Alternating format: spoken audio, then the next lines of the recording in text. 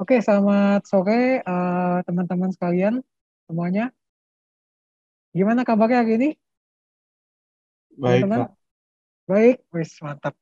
Ini Farhan rajin nih datang nih. Nah, yang lain juga ada nih ya, siapa? Maitri, Cecilia Angelina, Kara, Angelina, Jason Albert, Yoga Pratama, Jax juga, Stefanus Adrian. Mantap, mantap. Semangat, tetap semangat ya. Sama nih ada ada teman saya nih, kakak kalian juga, kakak kelas kalian juga, Catherine. Halo, Kak Catherine. Kak Catherine. Oh, lagi. Halo Kak, malam. Halo malam, gimana kabarnya? Baik Kak, izin dengerin sambil di jalan Kak. Oh iya iya oke oke sip sip sip oke oke lanjut lanjut lanjut. Ya teman-teman jadi dikit info nih Kak Catherine ini apa namanya adik kelas saya setahun di bawah. Apa dia dulu teknik industri juga sama kayak kita gitu. Oke, saya langsung mulai aja ya tanpa berlama-lama lagi. Oke, selamat malam ya, teman-teman ya. Coba sebelum kita mulai ini udah pada makan belum nih guys? Hah? Udah pada makan belum? Wah kalau kalian jawab berarti belum makan ya. Oke, ya seperti biasa ya, kita mulai lagi kelas aja ya, kelas ini. Sebelum kita mulai kita ya dikit ya. Kalau saya bilang harus semangat, teman-teman harus bilang harus makin semangat gitu ya. Oke, ayo kita mulai teman-teman. Semangat, harus makin semangat. Semangat, harus makin semangat. Nggak ada yang ini ya. Ini kayaknya pada sambil makan kali ya. Ya udah nggak apa-apa. Tapi terlepas dari itu, ini guys ya, ini kan kelas terakhir nih. Dan materi ini jujur nih materi yang berat nih yang kali ini. Makanya saya taruh di paling terakhir tentang enterprise risk management. Karena kalau risk management biasa, safety itu lebih ke job apa namanya istilahnya job base. Jadi kita berdasarkan kegiatan aktivitas pekerjaan aja. Kalau risk yang biasa di manajemen apa risk management yang biasanya safety. Kalau ini enterprise risk management kita lihatnya scope yang lebih luas. Jadi kita lihat risiko secara bisnis gitu. Jadi mungkin dari kemarin-kemarin saya udah apa sempat jelaskan ya kita udah diskusi soal gimana risiko safety pun bisa ngaruh ke bisnis. Itu benar. Tapi satu sisi banyak risiko-risiko lain yang juga bisa ngaruh ke bisnis kita. Nah, di sini akan dibahas. Oke, seperti misalnya nih, kalau misalnya teman-teman lihat ya, ada risiko COVID, ya kan? COVID itu jelas-jelas udah, kalau teman-teman ikutin berita, ngeri banget efeknya ke ini, ke industri kita ya, ke bisnis kita. Banyak perusahaan tutup, dan kalaupun nggak tutup, banyak yang PHK pekerjanya. Contoh, kalau teman-teman ikutin berita, kayak Shopee, Shopee di tahun ini, di tahun 2022, udah 3 kali atau 4 kali dia PHK besar-besaran. Kalau nggak salah 3 kali deh. 3 kali dia PHK besar-besaran. Jadi teman-teman bayangin perusahaan sebesar Shopee yang udah satu Asia ya, cakupannya ya, udah multinasional. Dan juga kalau teman-teman ingat dulu sempat bisa apa namanya nge-hire artis-artis Korea kayak Blackpink, BTS gitu kan buat iklannya yang mana mahal bayarannya. Tetap aja karena COVID jadi down juga pada akhirnya. Sampai dia harus efisiensi karyawan untuk bisa bertahan gitu. Dan juga nggak cuma COVID, sebenarnya combo sih. COVID sama perang ya, perang Rusia sama Ukraina itu benar-benar sangat ngehambat ini sih, ngehambat supply chain. Jadi kalau teman-teman di teknik industri mungkin udah ini ya udah pernah belajar ya soal supply chain, jadi rantai pasok ya. Gimana kita tentunya kalau pabrik mau berjalan, tentunya kita memerlukan supply ya, supply bahan baku. Dan rantai supply bahan baku itu jadi terganggu karena perang ini ya. Jadi kayak pihak-pihak berseteru kayak di Ukraina eh, itu banyak itu dia apa namanya nggak membuka pelabuhannya gitu karena perang ini gitu. Jadi akhirnya mau nggak mau untuk arus barang yang dari Eropa ke Asia itu mesti muter nggak bisa lewat Ukraina kayak biasanya. Yang mana kalau udah muter waktunya lebih lama, uangnya juga lebih lama costnya ya. Cost untuk kita ngebawa apa ngedatengin barangnya juga lebih mahal kayak gitu. Kemudian juga yang soal sekarang yang lagi hot nih cyber security sebetulnya.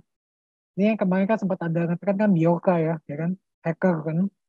Nah, itu juga benar jadi tren yang sangat apa ya, sangat mengancam di perusahaan-perusasahaan di masa sekarang ini.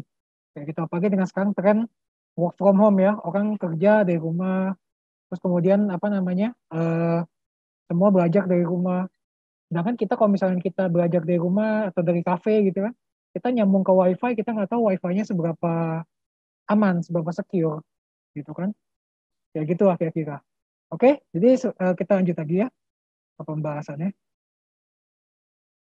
Nah ini mungkin sedikit kalau yang mungkin udah pada kata-kata udah pada kenal sih ya, soalnya udah pada ini sebelumnya. Mungkin saya cepat aja di sini. Namanya Surya Dibuana, biasanya panggil Surya. Sekarang saya sebagai IRM Supervisor di KB Nutritional.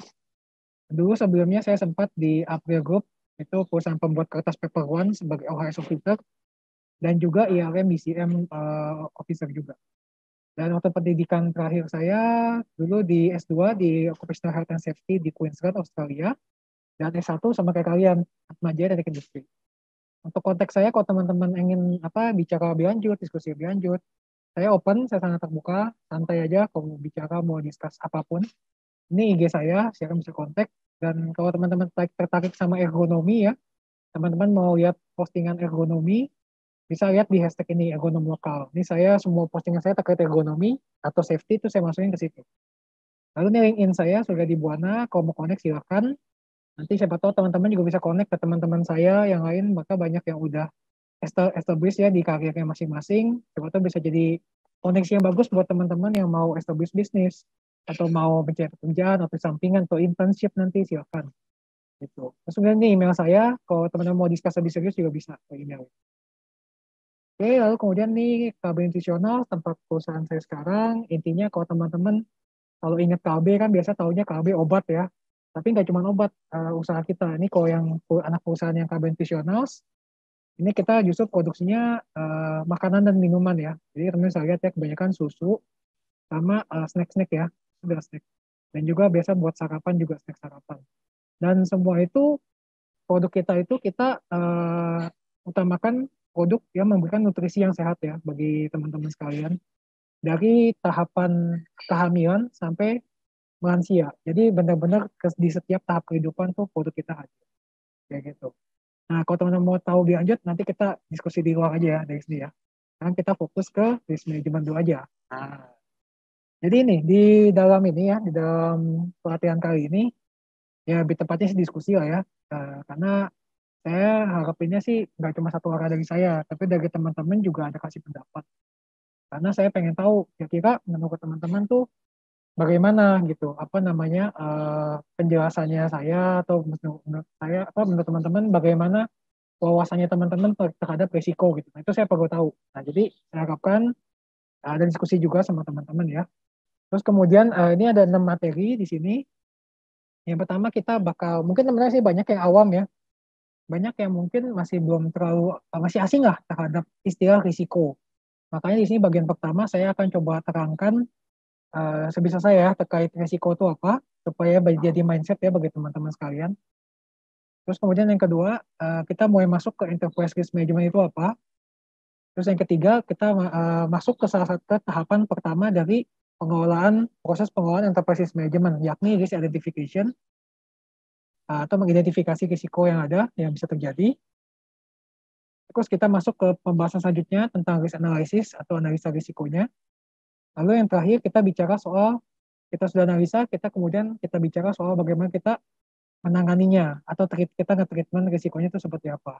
Gitu. Apakah kita terima aja risikonya gitu, nggak berbuat apa-apa, atau kita berbuat sesuatu dulu untuk menangani risikonya, atau kita avoid aja risikonya, udah kita nggak mau tahu, kita nggak mau ambil risiko itu sama sekali. Kayak gitu. Nah itu contohnya. Terus kemudian yang terakhir kita akan tutup dengan ada case study. Nah kita lanjut dulu ya teman-teman. Pertama soal risk mindset. Ya kan teman-teman, nih buat seperti biasa ya, buat pemanasan dikit nih, pemanasan. Buat pemanasan, kita biasa kayak saya temennya main games nih. Ya. Jadi silakan teman-teman bisa di-scan langsung ya ke ini, ke barcode-nya, ke QR code-nya di layar ya. Menurut kamu, apa arti risk? Nah, teman-teman silakan di-scan. Terus kemudian nanti teman-teman kalau misalnya nggak bisa scan QR juga bisa aja di ke Slido, masukkan ID ini 1174634.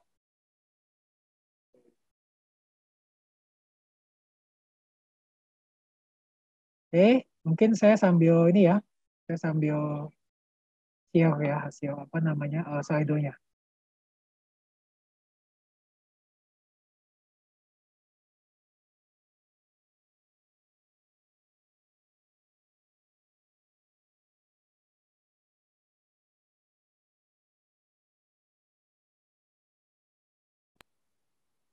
Nah, oke.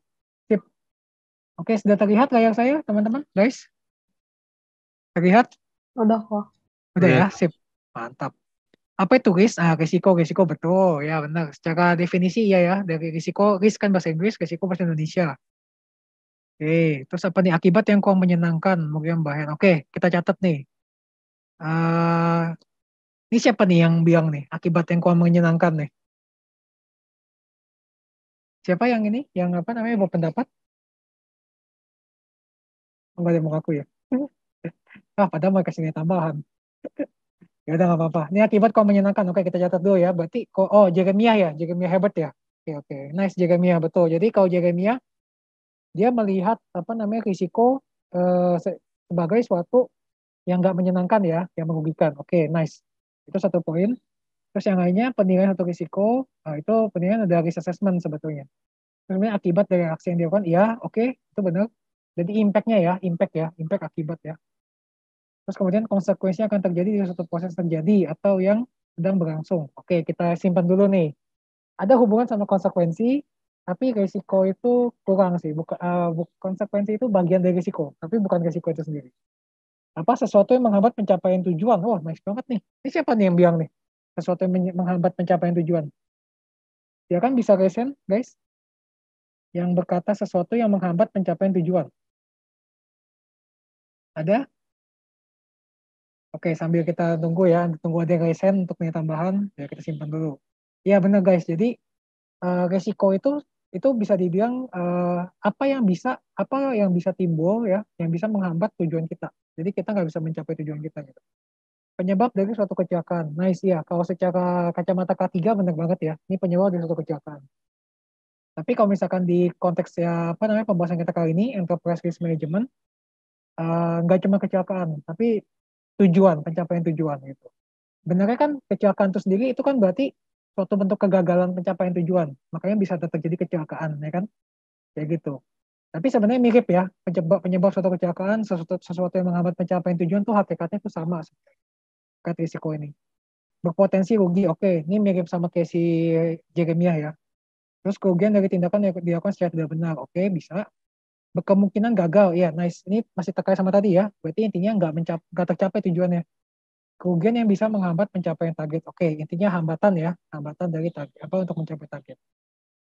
Oke, nice. Tadi yang jawab sesuatu yang menghambat pencapaian tujuan siapa tuh?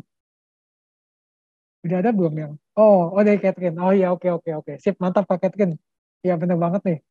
Kayak gitu. Jadi benar ya teman-teman kayak yang dibilang sama Kak Catherine juga ya. Itu sesuatu yang bisa menghambat pencapaian tujuan. Nah, kita lihat kita lihat nih penjelasan lebih lanjut ya. Gimana tentang sesuatu yang menghambat pencapaian tujuan itu.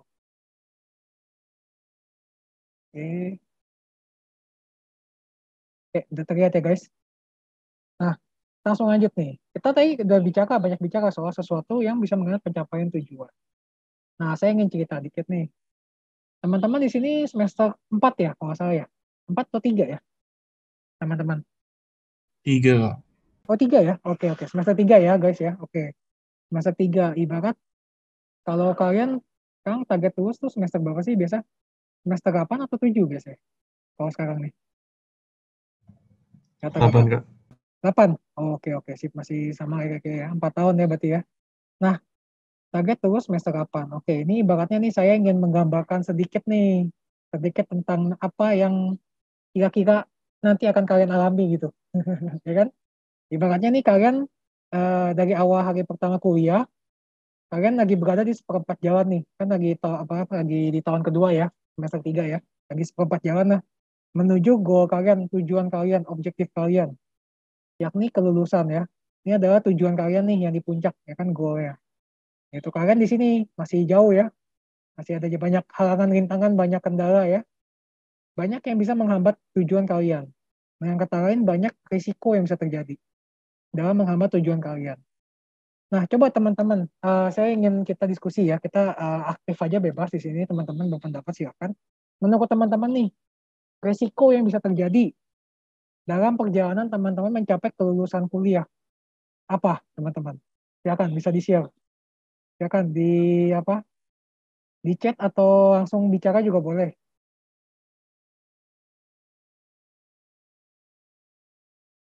Ya guys, silakan. Apa aja sih resikonya yang bisa membuat teman-teman tuh nggak mencapai kelulusan teknik industri tepat waktu selama 4 tahun gitu. Mungkin kurang istirahat, Kak. Hah? Kurang istirahat. Oke, kurang istirahat ya. Maksudnya gimana tuh Renaldi? Kurang istirahatnya itu? Gimana? Maksudnya gini, apa hubungannya kurang istirahat sama kamu nggak lulus? Eh, Sorry, Kak, mungkin aku Hmm. ganti jadi karena kebanyakan tugas gitu, Kak. Jadinya, Kebanyakan tugas. iya, jadinya kurang istirahat, terus jadinya nggak ini, Kak, nggak fokus gitu. Oke, baik. Kita simpan dulu ya. Berarti karena kebanyakan tugas ya. Oke. Sip. Oke. Tapi dari kebanyakan tugas itu bisa menghambat kamu jadi nggak lulus nggak? Kebanyakan tugas itu. Kalau menurut saya, bisa sih, Kak. Bisa ya. Oke. Bisanya karena tadi ya bisa dampak ke kesehatan ya. Iya, Kak, betul. Oke. Oke, kayak Naldi. Thank you. Kita simpan dulu. Ada lagi yang lain, guys? Ya kan? Dari Naldi ini ya, apa namanya, kebanyakan tugas katanya. Oke. Kebanyakan tugas, terus dampak ke kesehatan. Sehingga jadinya dampaknya ke nggak lulus. Oke, ada lagi, guys? Ayo, apalagi banyak kok yang bisa bikin kalian nggak lulus. Nggak bisa bayar uang kuliah, Kak. Ini siapa nih? Jeremia ya? Ya, Iya. bener. Ya, ini bener banget nih mendasar sih. Kita suka nggak suka kuliah, bayar ya. Kecuali engkong kita atau kakek kita sendiri yang punya kampusnya mungkin bisa jadi ada subsidi khusus kali. Tapi kan kenyataannya enggak gitu kan. Kayak gitu. Bahkan mungkin kalau misalkan kakek kita jadi yang punya kampus juga mungkin tetap harus bayar kali meskipun ya sekedarnya gitu kan. Oke, nice point Jeremia, benar ya. Jadi sumber daya uang ya. Kalau kita kehabisan uang untuk bayar uang kuliah, kita nggak bisa mencapai tujuan. Sama benernya sama kayak kalau di perusahaan ya, nanti kalau teman-teman udah kerja, ya kan, teman-teman kan nanti kan ada suatu program kerja kan, harus dicapai. Itu pasti dikit banyak butuh modal, butuh uang gitu. Kalau misalkan bos teman-teman nyuruh teman-teman kerja, tapi tanpa dikasih uang, tanpa digaji, kan teman-teman juga nggak bisa jalan kan pasti. Pasti gitu ya, kasih gampangnya gitu lah ya. Gitu. Jadi benar butuh uang. Oke, ada apa lagi yang lain? Risiko yang lain? Kayak tadi? Prioritasnya Hmm? ganti ke organisasi kok. Oke, nice point. Prioritas organisasi. Jadi kalau prioritasnya ke organisasi, jadinya maksudnya gimana? Coba bisa tolong ceritanya nggak, Floren? Enggak sih, sebenarnya tergantung tuh kalau misalnya kan ada, kalau misalnya yang ideal kan seimbang tuh. Hmm. Tapi kan mungkin ada yang prefer nggak ikut organisasi, fokus kuliah. Nah ini fokus di organisasinya gitu kok.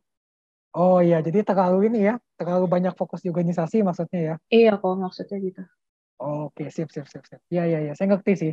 Saya ingat waktu zaman saya di Atma juga ada satu temen itu, dia tuh kura-kura ya, terlalu kura-kura. Kura-kura itu, kalau nggak tahu, sekarang masih relevan nggak bercandaan anak Atma itu. Zaman saya kura-kura tuh masih kuliah rapat. Jadi kayak kebanyakan rapat organisasi. Nggak sempat kerjain tugas, saya kayak kuliah sama rapat doang. Jeblok kayak. Ya kayak gitu lah, lulusnya lama. Tapi ya itu benar kayak kata Floren, kitanya ya harus ini, ya harus apa namanya, menyeimbangkan ya. Nah, yang tadi itu berarti relevansinya mungkin ke ini, karena manajemen waktu sama prioritas ya, mungkin lebih ke situ. Gitu. Itu salah satu risikonya juga. Kalau misalnya kita mengelola itu, ya udah kita bisa jadi nggak lulus. Oke, saya rasa udah baik banget ya dari teman-teman ya. Thank you untuk ini ya jawabannya teman-teman ya. Ini kalau yang kita lihat nih dari sejauh yang saya ingat dulu ya zaman kuliah nih. Oke, kita lihat. Kok nggak. Nah, pertama pegawai toksik nih. Bisa ya. Jadi kayak apa? Kita salah gaul lah ibaratnya gaulnya sama yang ngajakin nongkrong tanpa apa namanya? Udah nongkrong tanpa inilah tanpa balancing dengan belajar, dengan ngerjain tugas dan sebagainya ya. Gaulan toksik. Dan ini nggak cuman bisa ngebawa ke apa namanya ke rasa kemalasan, tapi juga bisa ke yang lain ya, kayak narkoba, minuman beralkohol berlebihan dan sebagainya. Ya yang mana tuh ya pasti udah tau lah rahasia umumnya teman-teman nanti bisa jadi gagal kuliahnya. Terus kemudian juga IPK buruk ya. IPK buruk, kenapa nih masuk ke resiko? Karena dengan kejadian IPK buruk itu akan mengancam teman-teman bisa lulus. ya. Kalau misalkan teman-teman IPK-nya cuma 1 doang gitu, 1 koma terus tiap tiap semester gitu misalnya IPS-nya ya, apa indeks prestasi semesternya 1 koma terus sampai akhir semester sampai semester kapan, IPK-nya cuma 1, ya nggak lulus nantinya, ya kan? Tahu saya kalau Atma nggak tahu itu berapa, 2,75 kalau nggak salah baru lulus tuh, IPK 2,75 baru lulus. Jadi kalau misalnya teman-teman IPK-nya buruk terus di bawah 2,75, ya ini sih apa, ya buruk sih hasilnya. Bener nggak 2,75 bukan teman-teman? Kalau nggak lulus terakhir berapa ya? Saya lupa. Ya segitu ya, kayak pokoknya intinya ngerti gak teman-teman ya. Kalau IPK-nya buruk ya bisa jadi nggak lulus nanti ya. Terus nih tadi nih yang dibahas sekilas tadi sama Jeremy, bukan Jeremy ya, sama Rinaldi nih, Rinaldi tadi kebanyakan tugas, karena kebanyakan tugas saya kan jadi nggak sehat, sakit ya. Nah, kalau dalam konteks ini sebetulnya tuh yang menjadi risk eventnya, yang menjadi resikonya itu adalah jatuh sakitnya sebetulnya. Jatuh sakitnya. Jadi karena jatuh sakit, makanya jadi nggak lulus. Kalau misalnya apa namanya yang kebanyakan tugas, itu betulnya adalah salah satu penyebab kaos namanya. Nah, gitu. Jadi ada yang namanya penyebab, ya kaos, ada yang namanya risiko, risk event, ada yang namanya akibat gitu. Kalau dalam hal ini berarti tadi karena penyebabnya itu benar kayak kata Renaldi ya. Jadi kayak contohnya kebanyakan tugas gitu kan sampai pusing banget lah, sampai akhirnya sakit. Sakit tuh risikonya. Karena risikonya sakit yang berpengaruh kepada objektifnya kita kan maunya lulus, jadi nggak lulus gitu karena sakit kronis gitu. Misalkan jadi harus dirawat di rumah sakit terus gitu, jadi nggak bisa kuliah misalnya gitu ya. Amit-amit, ya, kayak gitu. Nah, itu salah satunya ya, kalau sakit kronis. Terus apa? Nah ini improper time management. Nah ini mirip sama yang dibilang sama Floren ya sebetulnya ya, berkaitan sama yang dibilang Floren dia ya. Bahwa saya kalau kita nggak balance ya antara organisasi sama kuliah kita nggak bisa ngatur waktunya gitu ya, ngatur prioritas kita nggak bisa. Akhirnya kebanyakan condong ke organisasi tanpa lupa, terus kemudian lupa prioritas kuliahnya. Nah itu masuk ke improper time management, dan karena time managementnya nggak proper, akhirnya kita nilai juga jelek, akhirnya udah nggak lulus juga. Atau misalnya kita kelasnya bolos-bolos, kalau kelas bolos kan absen lebih dari 3 kali ya, kan nanti bisa kena cekal kan. Masih gitu nggak sih guys? Kalau absen 3 kali lebih kena cekal? Masih Kak. Masih ya? Iya sama kayak gitu berarti. Iya, kan berarti kan karena kita bolos kelas atau gimana ya udah kan jadinya bisa aja nggak lulus kan jadinya kan. Nah itu adalah risikonya. Ada lagi nih yang tadi nih yang dibilang sama Herbert ya, Jeremy Herbert ya, bener banget nih. Tidak bisa bayar uang kuliah.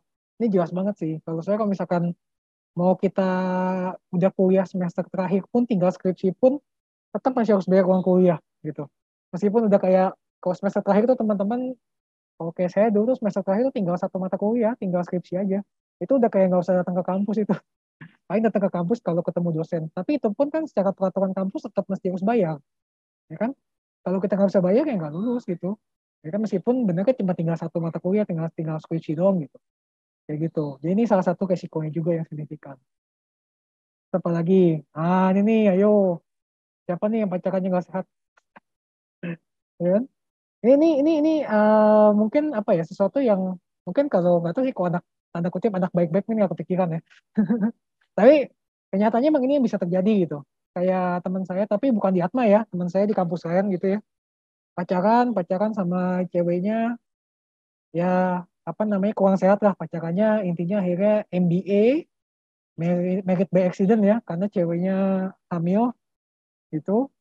Akhirnya dua-duanya jadi enggak, si cowoknya tetap masih lanjut kuliah sampai lulus, tapi ceweknya yang mana tadi kuliah jadi nggak kuliah lagi karena hamil, harus nikah, nah, terus harus ngurusin anak ya kan. Udah jadinya udah putus kuliah tuh ceweknya gitu. Akhirnya kan jadinya si ceweknya, si pasangannya itu yang cewek jadinya gagal kan, gagal untuk meraih goalsnya ini, goals yang lulus kuliah kayak gitu kira-kira. Oke. Nah jadi sampai sini teman-teman, contoh ya gambaran dari risikonya ya, risiko dalam artian kendala nih, risiko dalam artian negatif. Nah lalu risiko itu sendiri, tadi kan kita udah bicara bayangannya ya, gambarannya ya. Kalau sekarang kita bicara apa namanya, yang lebih formal, lebih formal. Jadi risiko itu sendiri ini kalau teman-teman mungkin bisa catat, ini berdasarkan ISO 31000/2018. Ini standar dunia ya, standar dunia untuk risk management, untuk manajemen risiko secara umum ya. Nah bedakan sama risk management untuk safety ya guys. Kalau risk management untuk safety itu pakainya ISO 45001. Jadi beda standar nih benernya antara risk management untuk safety sama risk management untuk yang secara umum, enterprise risk management. Oke, beda ya. Cuman ada kaitannya. Jadi risk management safety itu adalah bagian dari enterprise risk management yang kita bicarain sekarang. Karena safety itu sendiri itu adalah bagian dari salah satu hal, salah satu aspek yang mesti dikontrol, dikendalikan sama si perusahaannya gitu. Ya, kebayang ya teman-teman ya. Jadi ibaratnya dia di dalamnya gitu. Ya. Ibarat kayak Atma lah, kayak Atma gitu kan. Kayak Atma gedung kelas teman-teman itu adalah risk management safety-nya itu. Sedangkan satu Atmanya itu adalah enterprise risk management, ibaratnya kayak gitu. Oke? Nah, terus kemudian dari pengertian ISO 31000, risk-nya itu sendiri, itu ada 3 kata yang penting ya teman-teman. Arti dari risk itu ada 3 kata yang penting. The impact of uncertainty on the objective. Nah, ada 3 kata yang penting di sini yang menarik adalah impact, uncertainty, dan objective. Nah, impact ini adalah ini ya, akibatnya, dampaknya ya. Dampak yang ditimbulkan dari suatu peristiwa yang uncertainty, yang nggak jelas, yang nggak pasti. Peristiwa di masa depan. Nah, ini kata kunci ya teman-teman, masa depan ya. Peristiwa yang jadi di masa depan, yang mana peristiwa itu bisa terjadi tapi bisa enggak. Gitu. Tapi begitu peristiwa itu terjadi, dia bakal berdampak ke objektif kita, ke pencapaian tujuan kita. Kayak tadi kan, misalnya kayak tadi saya bilang nih, pacaran gak sehat ya sama temennya gitu. Sama pacarnya gitu kan. Sama pacarnya. Terus kemudian karena pacaran gak sehat, ada uncertainty di situ. Ya. Bisa aja, sorry to say ya, kayak ya mereka pacaran gak sehat, melakukan sesuatu hal yang dilarang. Terus kemudian bisa aja gak terjadi apa-apa, tapi bisa aja hamil ya nggak? Ya kan itu kan uncertainty betul ya. Bisa aja nggak terjadi apa-apa, nggak masalah. Bisa aja hamil, bisa aja kita nggak tahu. Tapi begitu hamil, udah bisa mecah ke ini kan, bisa bisa menggagalkan pencapaian tujuan mereka untuk lulus. Gitu. Contohnya gitu guys, gampangnya. Nah, terus impact-nya itu sendiri ya, dampaknya tadi, dampak dari risiko itu benarnya bisa 2 teman-teman. Bisa positif, bisa negatif betulnya. Ya. Nah, ini bedanya risk menurut ISO 31000 sama risk menurut ISO 45001. Jadi kalau risk menurut ISO 45001, risiko itu seakan-akan pasti negatif, ya kan? Meskipun dia ada pengelolaan opportunity juga sih, cuman yang lebih ditekanin adalah negatifnya biasanya, impact-nya. Nah kalau di ISO yang ini kita lebih netral, pandangannya tanda kutip lebih netral ya. Jadi kita lebih melihat 2 sisi negatifnya, sisi positifnya. Nah kayak gitu. Oke. Lalu contohnya gimana sih guys, sisi positif, sisi negatif risiko? Nah contoh kayak gini ya. Ada yang namanya 2 macam benar istilahnya. Ada namanya upside risk, ada namanya downside risk. Ya. Jadi contoh, kalau upside risk ini adalah kita sepertinya bisa mengambil suatu tindakan yang berisiko gitu. Tetapi karena kita nggak ambil tindakan berisiko itu, kita jadi rugi. Ya, ada opportunity loss kalau kita lakukan bisnis ya. Ada kesempatan yang hilang gitu. Contoh ya kan misalnya kafe, ya kan? Kafe kita tahu memang pasti menu kopi ada, ya kan? Pasti menu kopi ada. Dan biasanya kalau kafe, ya, itu kan pasti dia nggak jual cuma kopi, dia juga jual snack-snack penyerta kopi. Minimal singkong goreng lah, minimal ada chicken popcorn di situ ya kan, ayam goreng, kulit goreng ayam gitu kan, ya, kulit goreng ayam gitu misalnya. Minimal kan ada gitu buat teman minum kopi. Dan dengan adanya snack-snack tadi, si kafe itu akan menambah cuannya dia, ya kan, akan menambah untungnya dia. Tapi kalau misalkan si pemilik kopinya karena takut kayak, aduh kayaknya nggak bakal laku nih gue kalau pas ngejualan snack-snack yang lain. Udah gue jualan kopi aja. Sedangkan konsumen kita expect-nya maunya tuh ada snack yang lain selain kopi gitu. Ya udah akhirnya kafe kita nggak laku. Mendingan mereka ke kafe lain yang ada snacknya, yang ada singkongnya. Contoh kayak gitu ya guys. Jadi itu contoh upside risk. Ada lagi namanya downside risk. Nah kalau downside risk ini benar nih kayak kata tadi siapa ya, Herbert ya mas. Jadi Herbert bahwa risiko itu dampak buruk ya. Jadi kalau misalkan kita melakukan sesuatu, nah itu bisa berdampak ke suatu hal yang buruk yang terjadi ke kita. Contoh misalkan kafe. Kafe dia masih buka nih waktu lagi masih PPKM ya, tapi dia tetap masih bandel buka gitu ya kafenya ya. Akhirnya sama pemerintah dirazia, Nah, pemerintah ditutup, disegel kafenya. Nah, itu kan benernya akhirnya jadi rugi sendiri ke apa si kafenya kan, pemilik kafenya. Itu ada contoh dari downside risk. Kan. Soalnya kalau dia tutup sama pemerintah, itu si kafe itu benar-benar nggak boleh beroperasi sama sekali. Gitu. Bahkan kalau misalnya si pemilik kafe itu agak bijak dikit dengan cara dia, ya udah deh kita nggak apa-apa, nggak usah ada orang bisa ngafe di tempat kita, tapi kita banyakin pesanan, banyakin apa ya iklan untuk pesanan yang apa namanya yang online gitu, pakai ojol, ya kan? Kita masih mendingan pesan ojol misalnya, atau delivery khusus gitu. Itu kan masih bisa jalan bisnisnya, ya kan? Nggak sampai tutup. Nah itu contohnya ya dalam service. Oke, sampai sini teman-teman mungkin nih udah agak ini ya, agak apa konsep dasar risiko nih. Teman-teman gimana? Menurut teman-teman ada pertanyaan atau apa yang udah saya sampaikan apakah cukup jelas teman-teman guys? Jelas, Kak. Jelas ya. Oke, sip. Nanti kalau ada yang bingung ditanyakan silahkan ya. Karena saya ngerti ini apa topiknya cukup berat. Topiknya cukup berat, cukup abstrak lah kalau dibanding safety ya. Jadi silakan teman-teman kalau mau nanya. Nah, kalau misalnya teman-teman nggak yang nanya, nah sekarang saya pengen cerita dan pengen bertanya setelahnya nih ya. Nah, kita tadi bicara upside risk sama downside risk. Itu benar kita bicara soal threat sama opportunity. Bisa dengan kata lain seperti itulah gampangnya ya. Nah, kalau misalkan suatu risiko, contoh hujan ya, suatu risk event hujan ya, suatu peristiwa hujan gitu, peristiwa risiko hujan. Kalau hujan itu tentunya negatifnya ada kehujanan. Itu salah satu risikonya ya teman-teman. Dari suatu peristiwa hujan, salah satu risikonya ada misalnya kehujanan. Risiko yang downside risk ya, downside risknya kehujanan. Gitu. Tapi ada upside risknya. Nah, sebenarnya ada upside risk dari hujan. Menurut teman-teman apa? Teman-teman, ada nggak upside risknya hujan? Opportunity-nya, kesempatannya kalau hujan tuh gimana? Ayo, silakan teman-teman. Mengatasi kekeringan ya, Kak. Rainadi ya, iya benar banget ya. Berarti kalau misalkan nggak hujan, ya yang ada ini dong, nggak mungkin ada air ya kan?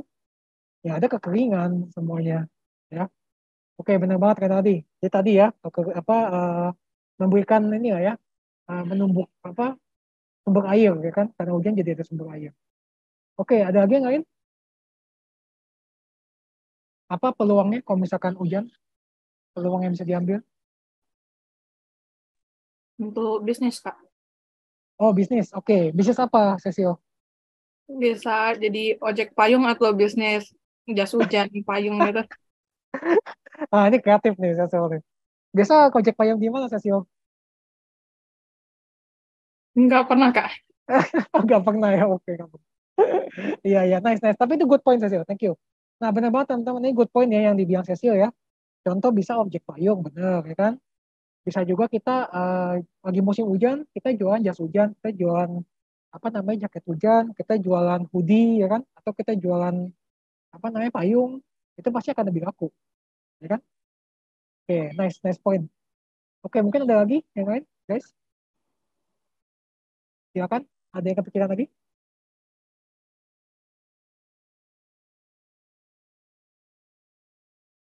Apa opportunity-nya kalau hujan? Oke, enggak ada ya kayaknya ya. Oke, ya udah. Saya tambahin satu aja. Saya tambahin satu aja.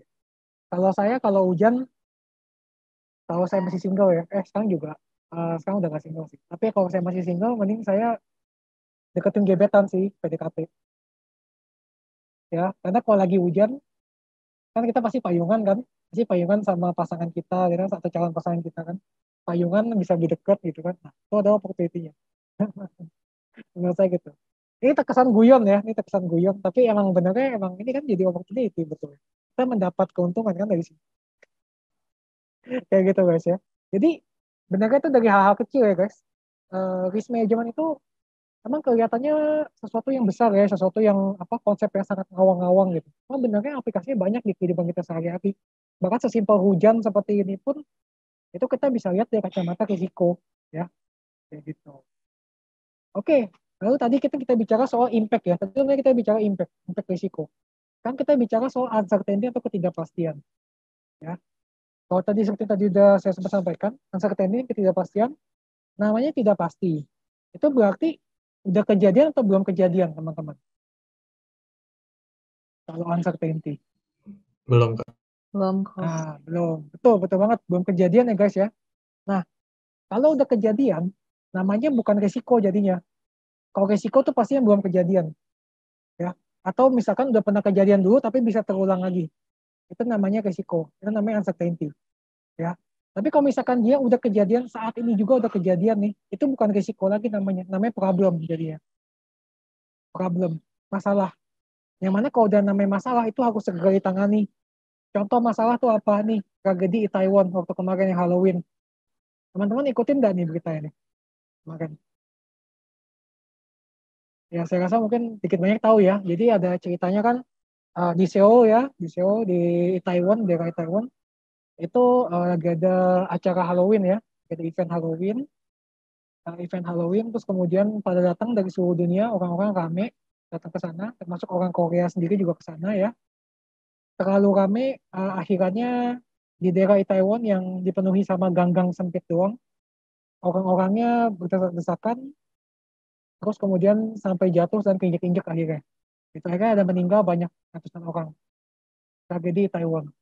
Nah itu kan benernya suatu uncertainty ya, maksudnya kayak pemerintah Seoul waktu itu sama polisinya kota sana itu nggak nyangka gitu loh. Mereka tahu gitu, mereka udah biasa gitu kayak oh daerah Taiwan emang rame gitu. Tapi mereka nggak nyangka bisa terjadi kayak gitu. Nah, kenapa bisa terjadi kayak gitu? Karena ini ada event unlucky event ya. Jadi emang dia nggak beruntung. Bisa jadi nggak beruntung nih kalau dalam hal ini ya. Bisa jadi kayak, oh ternyata ada satu orang atau sekelompok orang ngedorong-dorongnya terlalu bersemangat gitu waktu berdesak-desakan. Akhirnya jadi pada panik terus jatuhan. Gitu. Karena efeknya kan kalau misalkan, kalau teman-teman pernah lihat videonya ya, video edukasi soal apa namanya, gimana terjadinya di kerumunan bisa kinjek-kinjek gitu yang sempat viral tuh kemarin nih gara-gara habis kejadian di Taiwan ya. Itu teman-teman bisa lihat di situ bahwa dari dia ngedorong dikit beberapa orang itu bisa efeknya tuh kayak domino efek gitu. Akhirnya ke sekelompok orang di depannya tuh pada jatuh jadinya. Nah itu contohnya ya. Terus kemudian ada kombinasi hazard ya. Jadi waktu itu kondisinya kan emang apa udah lama lockdown kan Seoul, kota Seoul ya. Udah lama nggak ada perayaan Halloween di Taiwan ini selama 2 tahun udah nggak ada. Tahun ini baru ada bejubel orangnya jadinya. Jadi kombinasi dari polisinya nggak siap, ya polisinya nggak siap sama orangnya bejubel, sama nggak ada pengawasan juga dari pemerintah, itu ngebuat ini peristiwa ini terjadi. Sama tadi kenapa terjadi karena kenapa mereka itu pada nggak siap karena mereka unpredictable ya, mereka nggak nyangka ya. Yang kayak gini, resiko tuh bukan jadi resiko kalau udah disangka biasanya gitu. Terus kemudian ada loss possibility ya. Kayak gitu. Jadi ada kemungkinan terjadinya suatu loss kayak gini kan berarti kan kejadiannya dia loss of ini ya, loss of life ya yang paling kelihatan ya. Ada orang-orang meninggal, luka-luka. Belum lagi loss secara finansial ya. Toko-toko jadi pada tutup tuh setelahnya kan. Kalau nggak salah sekitar berapa hari lah, 3 hari, 4 hari gitu nggak salah. Tokonya tutup semua di Taiwan kayak gitu. Oke, contoh kayak gitu, contoh uncertainty ya. Intinya ada ketidakpastian yang terjadi di masa depan atau yang dulu pernah kejadian, sekarang udah gak kejadian tapi bisa berulang lagi. Itu ada uncertainty ya dalam risiko ini. Lalu gini, tadi kan kita bicara soal objektif ya, objektif. Nah, objektif itu, ini sedikit mungkin teman-teman udah ngerti ya di sini, smarter ya. Nah, objektif itu masih terukur ya teman-teman ya, terukur dan sebagainya. Pokoknya semua memenuhi kaidah smart ini, smarter. Nah, kalau di sini udah pada tahu belum nih? Ada yang bisa menjelaskan nggak teman-teman arti dari ini, smarter ini? Ya kan yang mau coba menjelaskan guys?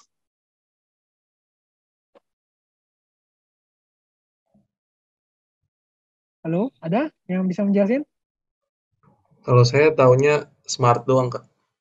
Nah, ini siapa nih? Reynaldi. Renaldi ya? Oke, silakan Renaldi. Kalau smart itu apa? Nggak apa-apa. Kalau S-nya itu spesifik berarti targetnya harus dibuatnya tuh jelas gitu.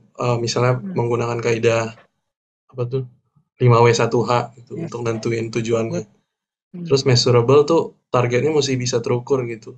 Oke. Terus kalau achievable targetnya mesti yang mungkin untuk didapatkan gitu. Terus untuk relevan, seingat saya relevan ini targetnya mesti sesuai dengan nilai yang pengen didapetin gitu. Terus kalau sesuai time bound, tujuan di kita ya. iya betul. Kalau time bound itu tujuan itu harus dibuat kayak ada deadline-nya gitu sih, seingat saya. Yes, benar banget. Oke, thank you. Good point ya, Renaldi ya. Teman-teman, tepuk tangan teman-teman buat Renaldi. Ya, jadi ini benar banget teman-teman yang udah Renaldi jelasin ya. Jadi kalau yang tadi itu, yang biasa emang teman-teman tahu, biasa kita juga tahu awalnya itu ada SMART biasanya ya. Jadi mesti terukur segala macam. Kayak contoh kayak tadi, kalau teman-teman tadi perhatiin kan yang saya bilang lulus ya, lulus dengan apa gitu kan. Sebenarnya tadi saya tambahin tuh, lulus 4 tahun dengan IPK 2,75 minimal. Nah, itu ada target yang SMART ya. Jadi dia terukur gitu. Gak cuma bilang lulus, kan gak tahu lulusnya kayak gimana gitu. Nah, kayak gitu kira-kira. Kenapa harus SMART? Supaya kita bisa bandingin sama seberapa jauh risiko itu bisa berdampak ke objektif kita gitu. Jadi itu bisa ngaruh ke apa ya, persepsi kita memandang risiko tuh serius apa. Ya. Contoh misalnya ya, teman-teman targetnya mungkin nih, contoh ya kalau dalam hal ini teman-teman mau lulus ya. Teman-teman misalnya mau lulus dengan nilai perfect 4 gitu misalnya, IPK-nya 4. IPK-nya 4 misalnya, dalam waktu 3,5 tahun misalnya. Kalau teman-teman nggak mau 4 tahun, mau 3,5 tahun. Atau 3 tahun, 3 tahun deh. Teman-teman mau kuliah selama 3 tahun aja, dia cepet, IPK-nya 4 misalnya gitu ya. Nah, mungkin kalau kayak gitu, teman-teman bakal melihat join aktif ke suatu apa namanya organisasi kemahasiswaan dalam jangka waktu panjang itu adalah suatu risiko yang harus dihindari gitu. Contoh ya, contoh. Karena itu bisa ngebuat teman-teman kemungkinan besar nggak mungkin lah jadi dapat IPK 4 dalam 3 tahun sambil aktif banget di organisasi kemahasiswaan gitu. Kayak gitu. Jadi ada trade off situ. Nah, tapi sebenarnya kalau teman-teman standar ya, misalnya teman-teman mau 4 tahun lulus, terus kemudian IPK 3,3 lah, kalau 3,5 masih bisa, kalau misalnya kita ada aktif di organisasi kemahasiswaan. Cuman memang harus porsinya harus ditakar aja berapa, kayak gitu. Nah, kayak gitu teman-teman, kebayang ya. Jadi kenapa kita harus jelas objektifnya? Karena objektifnya itu sendiri itu bisa berpengaruh ke seberapa mindset kita melihat suatu resiko itu seberapa serius, kayak gitu ya. Nah, terus saya tambahin dikit ya. Nah, tadi kan SMART udah dijelasin banget sama Renaldi. Saya tambahin E sama R, evaluasi sama reward. Jadi intinya E sama R itu adalah ini lebih apa namanya relevannya ke ini sih, ke perusahaan sih sebetulnya. Jadi kalau di perusahaan kan target itu nggak cuma sekedar target orang didorong aja, tapi juga masih ada evaluasinya dong, masih ada evaluasi sama ada hadiahnya dong, rewardnya dong. Kalau misalkan udah tercapai, misalkan bonusnya 2 kali lipat gitu gajinya gitu kan, misalnya, atau naik jabatan, naik pangkat, ya gitu kan orang lebih semangat. Itu adalah kejelasan objektif juga gitu. Jadi dia lebih ngerti gitu, oh ternyata seberapa relevannya dia harus bisa mencapai objektif ini, dan seberapa dia harus mengelola risiko untuk bisa mencapai objektif ini. Kayak gitu. Oke? Sampai sini ada yang mau tanya, teman-teman? Oke, kalau enggak kita lanjut ya. Nah, sekarang giliran saya nanya nih. Nah, kalau di sini nih kita diskusi ya guys ya. Kita coba lihat suatu kasus nih, contoh kasus nih ya. Ya nggak kasus sih, suatu peristiwa lah, suatu peristiwa. Ini ada apa nih guys ini guys? Gambarnya apa nih?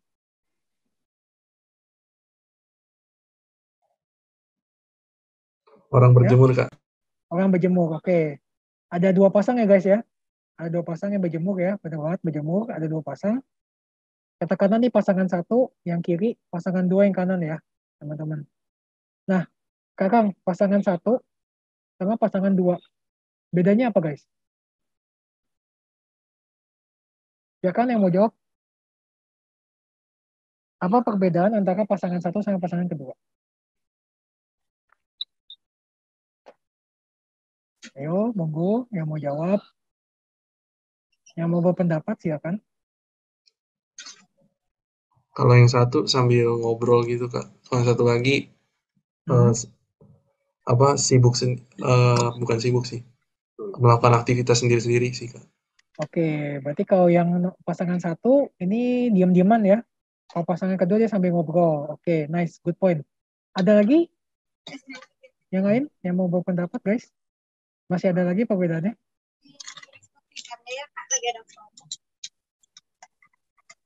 Siapa? Aku mau coba deh. Oh iya, silakan Flo. Kalau menurut aku yang kiri tuh kayak tujuannya emang sunbathing gitu. Oke. Tapi yang nggak tahu sih yang kanan kan itu ada payung nggak dipakai. Mereka kayaknya kayak ngobrol-ngobrol aja gitu. Oke. Jadi kalau menurut Flo kan, jadi benar beda tujuan ya Flo ya.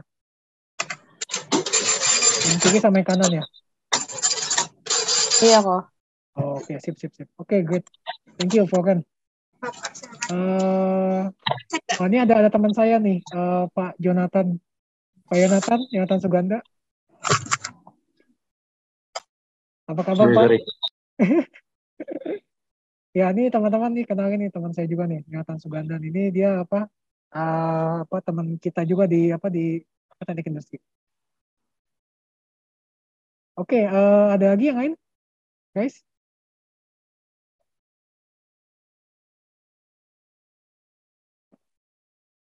Ada yang lain? Oke. Kalau enggak yang lain nih giliran saya deh. Nih, jadi kalau teman lihat tadi udah dibilang ya, jadi kalau yang pasangan yang kiri, yang pasangan satu, itu benar-benar mereka nggak banyak ngomong dan mereka serius berjemur ya. Tujuannya mau berjemur. Yang pasangan kanan kayak santai ya, santai gitu ya. Mereka berjemur juga tapi santai. Terus kemudian mereka sambil ngobrol ya. Sama mungkin kalau teman-teman lihat yang pasangan yang kanan yang kedua nih, mereka tuh bedanya juga ada mereka bawa payung. Dia tadi udah dibilang juga ya sama Floren ya. Nah, Floren udah bilang ada bawa payung. Sama mereka pakai kacamata hitam buat teman-teman perhatiin. Oke, simpen dulu ya. Nah, ini clue nih teman-teman, clue dikit ya. Mereka lakuin ini jam 10 pagi ya. 10 pagi. Oke. Nah, mereka melakukan hal seperti ini sampai beberapa lama. Nah, sampai setelah beberapa jam kemudian ya mereka seperti itu. Ini yang terjadi. Nah, menurut teman-teman nih, ini apa yang terjadi nih guys? Menurut teman-teman sekalian.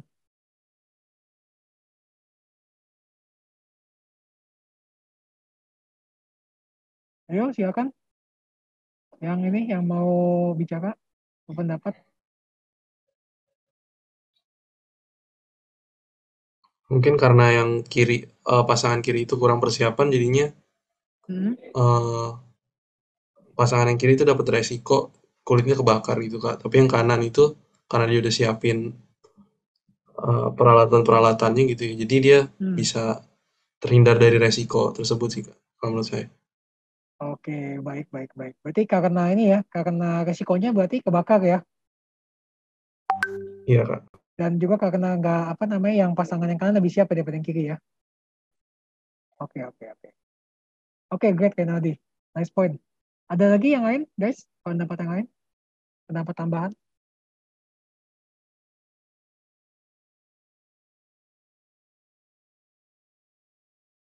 Ada lagi?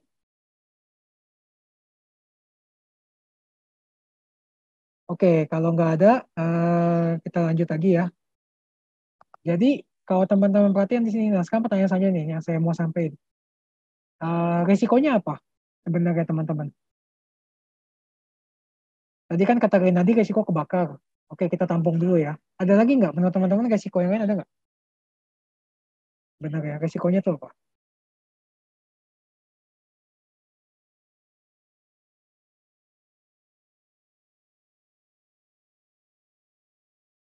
Gimana? Kanker kulit sama kanker mata kok. Oh, kanker kulit sama kanker mata. Iya, benar. Oke, good bro, good. Ya, bisa jadi kanker mata, kanker kulit ya. Dan ini aja orangnya kebakar kan. Terus sampai rambut si tantenya nih yang sampai kebakar gitu kan, rambutnya kebakaran. Oke, terus ada lagi yang lain guys menurut teman-teman apa resikonya?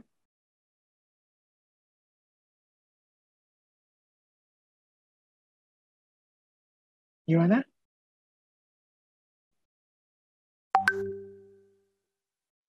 Oke, sekarang giliran saya deh ya. Nah, di sini kalau kita bicara resiko, sebenarnya resikonya kalau mau kita lihat resiko mendasar ya. Tadi kan teman-teman udah bilang nih resikonya kebakar, kanker kulit, ya kan? Oke, terus kemudian kanker mata juga, oke. Itu benernya adalah lebih ke merupakan impact, dampak dari resikonya gitu. Kalau peristiwa resiko itu sendiri itu sebetulnya adalah resiko ketiduran, gitu. Ya, itu ketiduran sebetulnya yang jadi resiko. Kenapa kebakar tadi itu adalah dampak? Karena dia tuh bisa dibilang hampir pasti karena dia kan karena dia cerah ya, gitu ya. Jadi benar yang lebih nggak pasti itu ada ketiduran sebetulnya. Jadi karena dia ketiduran, makanya akhirnya nih orang pasang ini kelamaan. Bener ya kalau misalkan mereka nggak ketiduran, kan bisa aja mereka kabur kan, meskipun mereka nggak bawa payung ya, bisa aja mereka kabur dari situ. Udah selesai gitu kan, karena kulitnya udah sakit, udah kebakaran. Kan gitu, tapi karena ketiduran akhirnya over kelebihan. Ya, nah kan kalau misalnya pasangan yang kanan, itu kan mereka emang dari awal mereka udah jaga supaya nggak ketiduran. Kalau berarti mereka ngobrol-ngobrol kan jadi nggak ketiduran. Ya kan? Mereka ngobrol terus, jadi begitu mereka udah merasa, oh kepanasan banget nih, mereka juga udah siapin payung kebetulan, ya udah mereka pasang payungnya. Kayak gitu. Oke, jadi itu. Nah, terus kemudian yang lesson learned-nya di sini adalah objektif tuh masih tertakar. Jadi kalau sebetulnya ya, ini kedua pasangan ini, sebetulnya pasangannya berdua ini objektifnya sama sebetulnya. Ingin tanning kulit ya. Kalau orang bule kan suka pengen ngitemin kulit. Nah, mereka objektifnya sama, mau tanning sebetulnya. Gitu. Cuman bedanya adalah pasangan yang kanan, ya pasangan dua, itu mereka bisa takar. Mereka bisa takar, oh sampai sejauh apa gue mau tanning. Udah deh, udah selesai kayaknya nih. Udah cukup lah segini aja, nggak usah sampai kebakar gimana banget. Udah gue langsung pakai baju lagi, gue pasang payung supaya agak agak adem lah kayak gitu. Sedangkan kalau pasangan pertama dia emang bener kayak tadi kata si Flogan ya, mereka tuh niat banget untuk standing, betul mereka niat banget, tapi kebablasan niatnya, nggak tertakar, ya akhirnya malah jadi rugi sendiri, ya kan? Akhirnya kebakaran, kulitnya kosong semua, luka semua, jadi rugi gitu. Nah, ini membawa kita ke poin yang kedua nih. Tiap objektif tuh pasti memiliki resiko. Mereka objektif mau ngitemin kulit ya, mau trending. Itu ada resiko, ya resikonya tadi ya, ketiduran terus kebakar dampaknya. Ya gitu. Sama teman-teman juga kalau mau ke kampus, ya kan, atau misalnya mau ke mall atau kemanapun, teman-teman jalan, entah naik kendaraan umum, entah naik kendaraan pribadi, entah naik ojek ya, atau Grab car gitu, itu semua kan ada resiko sebetulnya. Ya kan? Meskipun mungkin nggak terjadi gitu kan, kayak misalnya amit-amit ya, kecelakaan misalnya, itu resiko sebetulnya. Jadi semua tujuan, semua apapun yang kita lakukan itu pasti ada resiko. Jadi kita hidup sehari-hari pun itu pasti ada resikonya gitu. Apapun yang kita lakuin. Bahkan sekedar kita minum air putih pun ya, itu kan ada risiko sebetulnya. Misalkan air putih kita udah terkontaminasi gitu, ada bakteri atau ada katanya ada racunnya gitu, ada zat kimia itu yang bisa merugikan tubuh. Habis minum kita sakit, itu kan juga risiko. Padahal cuma minum air loh, minum air putih bisa ada risikonya gitu. Ya, jadi semua semua kegiatan, semua objektif, tujuan itu pasti ada risiko. Nah, ini yang penting juga yang tadi udah disinggung beberapa kali sama saya. Resiko ini soal masa depan. Jadi bukan yang terjadi saat ini ya. Kalau saat ini namanya problem. Jadi masa depan bisa kejadian, bisa nggak kejadian. Contoh kayak di sini juga kan dia benernya pantai emang hampir pasti sih cerah ya. Tapi bisa aja tiba-tiba jadi mendung gitu kan. Akhirnya mereka nggak jadi planning gitu. Contoh misalnya terlepas dari gambar ini. Itu kan juga ketidakpastian. Kayak gitu. Ya. Nah, ini yang paling penting sih betulnya sih kalau nanti teman-teman udah jadi praktisi ya di perusahaan ya. Mungkin nanti bisa juga tanya ke ini nih, ke Kak Catherine sama Kak Jonathan nih. Mereka udah biasa nih di kerja ya, udah kerja juga sama kayak saya. Dikit banyak tahu lah pasti kelakuan teman-teman yang lain ya, teman rekan-rekan kerja kantor yang lain yang seringkali itu meremehkan risiko gitu. Jadi kayak ibaratnya karena meremehkan risiko, kalau secara K3 ya tentunya jadi celaka ya kan, jadinya kecelakaan accident jadinya. Kalau secara bisnis jadinya bukannya untung malah buntung gitu. Kayak gitu kan, contoh kayak misalkan tadi yang saya cerita ya soal kafe yang tutup waktu PPKM, ya kan? Kan pemerintah sudah suruh kafe nggak boleh terima makan di tempat gitu kan, tapi si pemilik kafenya masih meremehkan risiko itu, dia masih mikir udahlah bodo amat, pemerintah juga nggak bakal ini kali, nggak bakal terlalu perhatiin, ya kan, Terus akhirnya kafe tetap buka, pada makan di tempat, tahu-tahu ada orang pemerintah lagi lewat sana, lihat, oh ini kok ada kerumunan, langsung disegel kafenya, langsung berhenti operasi, akhirnya kan jadi rugi, ya kan, malah jadi nggak bisa operasi sama sekali kafenya. Itu contoh ya, jadi jangan meremehkan risiko ya. Gitu. Dan selalu sebelum kita ngapa-ngapain ingat semuanya ada risiko. Jadi kita sebelum kita ngapa-ngapain kita harus mikir dulu kira-kira apa ya risikonya. Mirip kayak safety yang kemarin yang di minggu lalu saya jelasin kan. Kita harus buat job safety analysis kan JSA, ya kan kita harus buat work permit-nya ya kan. Sebelum melakukan sesuatu kita analisa bahayanya apa. Sama kayak gitu juga kalau kita mau bisnis juga sama. Kita harus analisa dulu bahayanya apa gitu. Nah, ini yang paling penting sebenarnya. Untuk mitigasi risiko kita harus lakuin hal yang luar biasa. Jadi kalau teman-teman lihat nih ya, yang pasangan kedua nih yang kanan, dia kan ngakuin hal yang luar biasa sebetulnya, tanda kutip luar biasa. Jadi kayak dia harus bawa payung, yang cowok bawa kaos ganti ini kan, dia pakai kaos kan jadi tadi kan nggak pakai kaos untuk lindungi dari matahari kan setelah selesai trainingnya selesai kayak gitu. Ini kan hal yang repotin ya, bawa payung segede ini ke pantai gitu kan, kayak gitu ya. Jadi emang untuk lakuin hal yang apa untuk mencapai hal yang luar biasa kita harus lakuin sesuatu yang luar biasa juga. Gitu. Nah sekarang sebelum saya lanjut ke slide selanjutnya nih, menurut teman-teman di sini ya, kan kita kan dari tadi ibaratnya kita sangat menghina banget pasangan yang pertama ya, pasangan yang sebelah kiri ya. Kita sangat ngejek-jelekin mereka. Kalau menurut teman-teman mereka ada sisi positifnya nggak? Yang pasangan pertama nih yang sebelah kiri. Ayo silakan guys. Ada yang mau berpendapat nggak? Ada nggak sisi positifnya dari pasangan yang kiri ini? Mungkin karena persiapannya nggak terlalu matang juga Kak, jadinya waktu persiapannya nggak selama yang kanan Kak. Oke, Nanti siapa? jadi oke, good Renadi, thank you.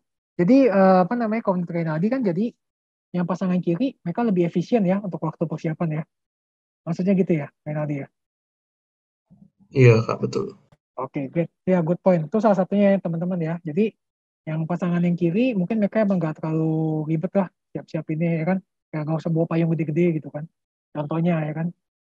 Oke, good point. Ada lagi yang mau pendapat?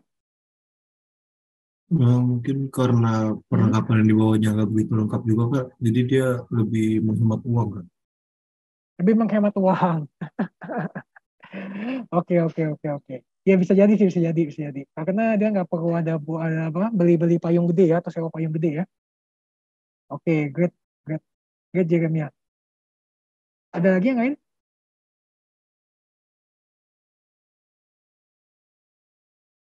Oke, kalau tidak ada, ini ya, kalau menurut saya nih, ini benar banget yang teman-teman udah bilang tadi yang Jeremia sama Renaldi ya. Mereka lebih efisien uang sama efisien waktu untuk persiapan. Ya betul. Jadi dan sebenarnya satu poin lagi yang menurut saya menarik itu adalah mereka sebenarnya kayak yang dibilang Floren pertama. Kalau teman-teman perhatiin si Floren tadi ada bilang, oh pasangan yang kiri yang pertama ini ya kayaknya serius untuk training. Pasangan kedua kayaknya nggak terlalu serius buat training gitu. Kalau teman-teman perhatiin. Benar itu ada benar ya. Yang Floren bilang benar gitu. Itu aspek positif dari pasangan yang pertama. Mereka serius banget untuk mencapai tujuan ngitemin kulit gitu kan. Nah kayak kalau teman-teman perhatiin mereka sampai nggak ngomong. Ini kalau teman-teman lihat yang cowok benar-benar tiduran merata gini kayak ikan asin. Nggak kayak cowok ini. Kalau cowok yang kanan kan dia kan kayak agak meringkuk gitu ya, nggak merata ya.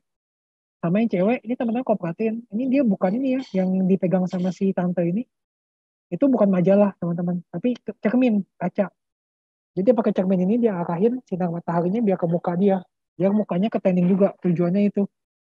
Tapi karena mereka ketiduran, jadinya kebablasan, berjemurnya, akhirnya ya kebakar jadinya dulunya. Jadi ikan asin beneran. Kayak gitu. Nah, hikmahnya apa guys?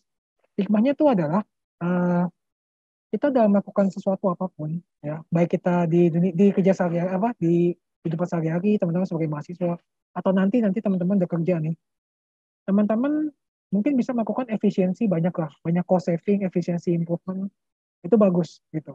Tapi hati-hati jangan kebablasan, gitu. Ingat, ingat tetap ada remnya ya teman-teman. Ingat, makanya kalau yang tadi kita goals tuh harus kita jelas definisikan dia harus sampai sebatas apa gitu.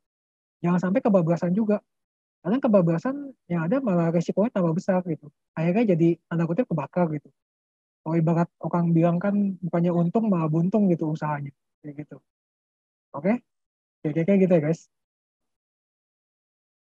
Nah, ini yang tadi udah saya sempat ngomongin tadi cukup panjang ya. Ini saya singkat aja sih, karena waktunya kan juga kayak udah mulai ini udah tengah-tengah waktu kita ya. Jadi ada namanya problem, ada risiko. Intinya kalau problem, itu dia udah kejadian. Ya kan? Udah kejadian, dan kalau udah kejadian kita cuma bisa nangani aja reaktif. Kita cuma bisa reaktif, kita bisa koreksi aja. Ibarat udah kebakaran, kita cuma bisa madamin apinya. Kita nggak bisa muter balik waktu sampai sebelum kebakaran kita cegah kan nggak bisa. Udah kebakaran, nah kita paling cuma bisa padamin. Gitu ya. Strateginya juga taktik karena jangka pendek ya. Karena urusan jangka pendek. Nah, sedangkan kalau risiko, itu may occur, jadi belum kejadian. Tapi bisa terjadi. Gitu ya. Kalau misalkan risiko, kita bilangnya preventif. Kita mencegah. Hebat pepatah kan lebih baik mencegah daripada mengobati ya. Jadi itulah. Hebatnya risiko itu pencegahan, mencegah. Kalau dia udah jadi problem, namanya mengobati udah. Kayak gitu. Nah, terus sama strategi ini, karena ini akan kejadian di masa depan, belum kejadian. Jadi dia ranahnya itu ada strategis ya, dan jangka panjang. Kayak gitu. Nah, sekarang kita diskusi dikit lagi nih. Saat berangkat ke kampus. Ya, menurut teman-teman resikonya apa aja guys? Berangkat ke kampus, resikonya apa aja?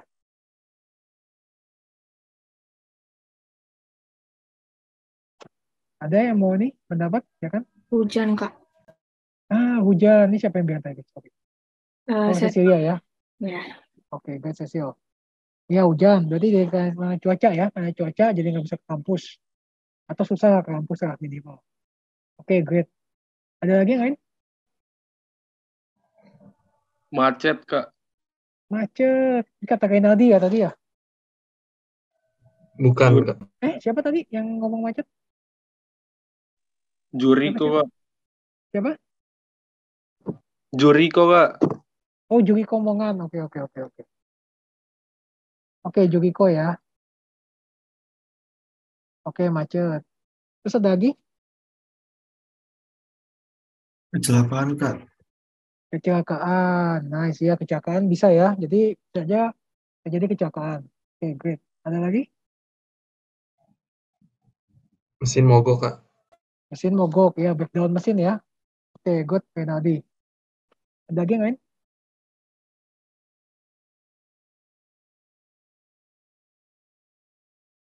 Nggak ada ya? Oke.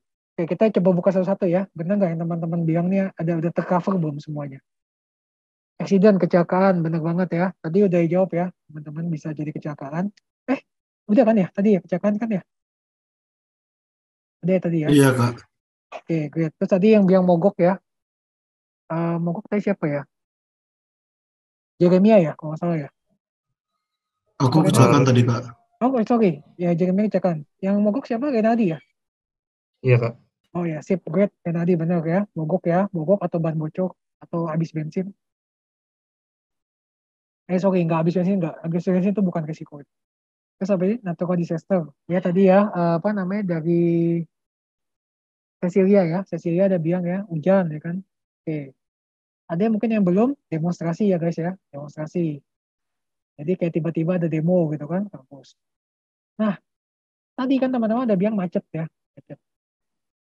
Nah, benernya kalau misalnya tadi kalau ingat kembali ya, ingat ke tadi definisi tadi, kalau resiko itu adalah sesuatu yang belum kejadian, ya kan?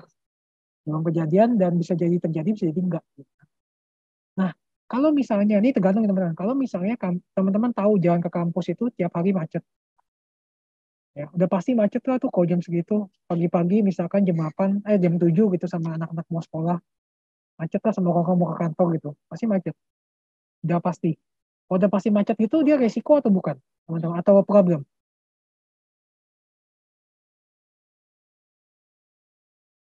Ya kan guys? Ya jadi kalau misalnya udah pasti terjadi, itu namanya udah bukan resiko lagi, itu namanya problem. Itu. Jadi kalau misalkan problemnya itu adalah macet, ya udah, berarti kita udah mesti tahu dong, udah mesti harus bangun pagian gitu misalnya. Ya gitu. Jadi kita nggak bisa kalau udah pakai alasan macet gitu. Dan ini sangat, kalau mungkin Indonesia mungkin masih sering ya alasan macet gitu kan. Tapi kalau di tempat lain gitu, kayak misalnya kerja sama katakanlah orang Jepang gitu, Kalau Jepang itu mereka sangat disiplin lah, sangat disiplin dalam hal waktu ya. Dan mereka nggak bakal mau terima tuh macet. Guys, apa alasan macet? Karena bagi mereka macet itu adalah problem yang udah pasti lu harus tangani gitu.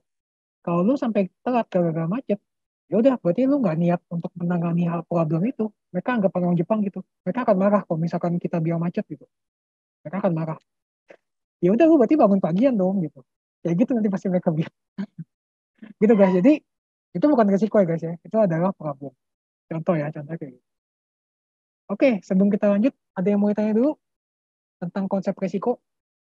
Sebelum kita lanjut lebih cepat nih di next chapter nih. Karena kalau next chapter nih lebih banyak ini sih konten sih. Kalau chapter-chapter awal ini memang banyak kita diskusi ya. Ada yang mau ditanya? Habis ini apakah saya cukup menjelaskan soal risiko?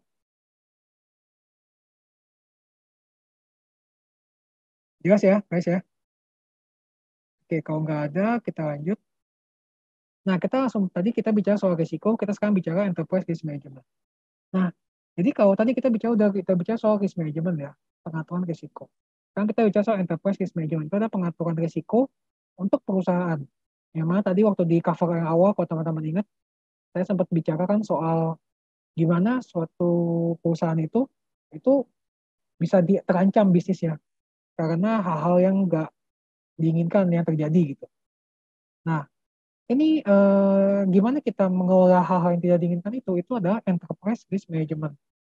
Gitu. Jadi agak beda nih kopnya dari risk management yang secara safety ya. Jadi kalau risk management secara safety, ya itu juga sama, mengelola hal yang tidak diinginkan, tapi dari segi safety. Ya, jadi dari segi kesehatan yang keselamatan kerja. Jadi lingkupnya lebih ke melindungi pekerja ya, kesehatan dan keselamatan pekerja. Memang dia ada melindungi juga sih ini sih soal kayak perusahaan ya. Cuman dari lingkupnya safety doang. Nah, kalau misalkan enterprise risk management, dia tuh multidisiplin, guys. Jadi nggak cuma dari kesehatan dan keselamatan kerja aja, tapi juga dari risiko yang lain. Contoh, perusahaan kita dihack, ya kan IT-nya. Atau misalkan perusahaan kita kena krisis moneter. Itu risiko yang ditangani sama enterprise risk management. Gitu. Jadi agak beda di situ, tapi konsep dasarnya mirip ya, risk management. Gitu. Nah, ini kita bicara soal perkembangan industri. Jadi kalau kita bicara enterprise risk management, itu nggak bakal lepas dari namanya perkembangan industri. Jadi mungkin teman-teman udah dijelasin lah ya, mungkin di mata kuliah yang lain ya, gimana perkembangan industri kita dari industri 1.0 gitu yang pakai tenaga uap ya tahun 1700-an sampai yang saat ini sampai industri 4.0 bahkan 5.0 kan, di mana industri kita udah masuk ke personalisasi ke ini ya, ke customer ya. Contoh kayak kita teman-teman kalau pernah belajar digital marketing, ada kan yang namanya customer relationship management ya, di mana apa namanya marketing sekarang tuh udah terpersonalisasi gitu kan. Kalau teman-teman perhatiin di Instagramnya teman-teman, itu apa namanya postingan-postingan yang muncul di wall-nya teman-teman tuh, wall Instagramnya teman-teman, itu adalah postingan yang disesuaikan sama minatnya teman-teman gitu. Dia udah algoritma programnya udah membaca nih, oh ternyata kamu sukanya anime ya, apa animasi Jepang. Oh kamu sukanya K-pop ya, ya udah dikasih apa namanya dikasih postingannya yang relevan sama itu yang mirip-mirip yang terkait K-pop, terkait animasi Jepang, contoh kayak gitu ya. Dan semua itu makin industrinya makin ke sini, tenaga kerjanya makin berkurang. Jumlah tenaga kerja makin berkurang. Kenapa? Karena semua makin otomatisasi ya. Jadi makin dikit orang dibutuhkan, digantikan sama mesin sama program. Tapi outputnya makin maksimal kayak gitu. Dan ini semua membuat perkembangan zaman tuh makin cepat berkembang. Jadi kalau teman-teman perhati nih, jarak antara revolusi industri itu makin singkat nih periode waktunya ya. Ini perhatiin dari revolusi industri 1 ke 2. Itu hampir 1 abad ya, 90 tahun makan waktu. Dari yang 2 ke 3 juga 100 tahun nih, 1 abad. Dari 3 ke 4 makin cepat nih. 30 tahun ya, 40 tahun, 41 tahun. Dari 4 ke 5 nggak nyampe 10 tahun udah berubah industrinya. Gitu. Jadi betapa dunia kita sekarang, industri kita sekarang tuh makin cepat berubah. Ya. Dan kalau udah makin cepat berubah, konsekuensinya apa? Risiko sama opportunity-nya, risiko sama peluangnya makin cepat berubah juga. Kalau bisnisnya kita nggak bisa riding the wave ya, ibaratnya kayak nggak bisa menyesuaikan dengan itu, udah siap-siap untuk jatuh Kayak gitu. Kayak sekarang banyak perusahaan tumbang. Nah, ini saya bicara dikit ya soal sharing dikit soal resiko dalam operasi bisnis. Yang mana operasi bisnis ini rangkaian operasi bisnis di tempat saya sekarang di Kabel Visional. Kira-kira seperti ini. Jadi kita kan banyak produk susu ya. Kalau teman-teman tahu Morinaga ya, Morinaga Chillmilk, Chillgo, Chillsco, itu salah satu produk utama yang kita jual. Nah, kita pasti tentunya membuat produk itu dengan suplai bahan baku dari susu sapi murni ya, susu sapi segar ya, sama dari gandum. Karena susu kita ada sebagian ada pakai campuran maltnya gandumnya, ya itu. Sourcing kita dan kita banyak dari Ukraina sebetulnya, terutama untuk gandumnya. Untuk susu sapi kita banyak dari Australia, contohnya kayak gitu. Nah, itu ada risikonya guys. Risikonya tentunya ini environment risk ya, environment risk. Jadi kita udah sourcingnya dari sumber yang bertanggung jawab nggak, gitu. Contohnya dari industri peternakan sapi yang ini nggak, yang taat aspek lingkungan sama K3 nggak, gitu. Ya kan? Kalau misalkan ternyata industri sapinya itu nggak mengolah limbahnya dengan betul, terus saya kan jadi mencemari lingkungan sekitarnya gitu. Misalnya ya, industri susunya itu, sourcing susu itu. Terus akhirnya ternyata bocor ke media massa gitu kan. Oh ternyata Kalbe memakai bahan baku susu yang tidak bertanggung jawab gitu. Kenanya ke reputation risk nanti, risk reputasi. Ya kan akhirnya teman-teman udah tahu sendiri kan betapa mengerikannya kalau udah viral di sosial media kan, bisa hancur. Kayak kemarin, kayak contohnya Holy Wings kan, viral di sosial media karena program promosinya yang yang kontroversial gitu kan. Akhirnya Holy Wings-nya menderita kerugian sendiri, akhirnya tutup kan dia, ditutup sama DKI kan, provinsi DKI untuk izinnya gitu. Itu contohnya tuh, ya contoh reputation risk yang mengerikan. Nah itu bisa terjadi di perusahaan manapun saat ini, itu mesti di manage juga. Nah yang kedua adalah kita udah tahu raw material, kita juga ada namanya riset dan kita manufaktur ya. Jadi kita riset, kita tentuin ya apa aja kan bahan bakunya, gimana proses pembuatannya. Itu ada resiko, kayak misalkan resiko riset and development risk ya. Jadi contoh, katakanlah ternyata kita lagi riset, tapi ternyata rahasia data-data riset kita dicuri sama kompetitor misalnya, dicolong sama kompetitor. Nah akhirnya kompetitor buat produk duluan, nyuri pakai ide kita gitu. Akhirnya mereka lebih laku gitu produknya. Nah itu ada R&D risk contohnya. Terus human capital risk, misalnya peneliti kita yang udah jago nih, tiba-tiba di hire sama kompetitor, disuruh pindah udah di perusahaan sini aja, dibayar lebih mahal. Nah akhirnya jadi ilmu kita kecolong, dibaca kecolong sama kompetitor gitu. Itu human capital risk. Kalau HR risk jelas ya teman-teman ya. Itu lebih kaitannya ke riset juga ada sih. Di lab kan juga bisa ada bahaya K3-nya. Di manufaktur jelas ya kan bisa ada bahaya K3. Dan juga ada risiko aset loss, ya kan, kayak kebakaran, gempa bumi kayak kemarin disaster ya kan, itu bisa membuat aset loss juga. Terus juga ada legal risk ya kan. Legal risk nih secara hukum ya, misalkan manufaktur kita kita nggak menjalankan program K3 misalnya sesuai dengan aturan pemerintah kayak gitu. Akhirnya kena ke kasus hukum karena ada yang nuntut misalnya. Itu ada legal risk kayak gitu. Atau misalnya yang lain, contoh misalnya untuk limbah manufaktur, limbah pabrik kita itu nggak diolah dulu sebelum kita buang gitu. Akhirnya masyarakat dan pemerintah lihat dan pabrik kita ditutup secara hukum. Nah, itu juga risiko legal juga kayak gitu. Lalu kemudian dari manufaktur kan kita packaging semuanya. Nah, packaging kan kita tentunya biasanya pakai pekerja juga ya, ada pekerja yang masukin barangnya segala macam, loading ke truk segala macam ya. Itu pekerjanya banyak yang manual, kalau misalkan pekerjanya unjuk rasa gimana? Ya kan? Itu adalah social security risk ya. Jadi karena suatu pergerakan sosial, jadi ada risiko. Sama distribusi juga sama ya, waktu barangnya distribusi, mungkin karena unjuk rasa gitu ya, unjuk rasa besar-besaran, kayak contoh ibaratnya kayak kerusuhan Mei gitu kan dulu ya. Itu kan ngebuat distribusi jadi nggak bisa berjalan lancar ya kan, kayak gitu. Gitu. Dan terakhir kan akhirnya produknya kita sama sales marketing dijualin masuk ke customer. Nah itu ada risiko sendiri, market risk ya kan. Jadi rebutan pasar sama kompetitor, kita ada risiko kalah dari kompetitor, akhirnya produk kita nggak laku. Itu risiko juga. Sama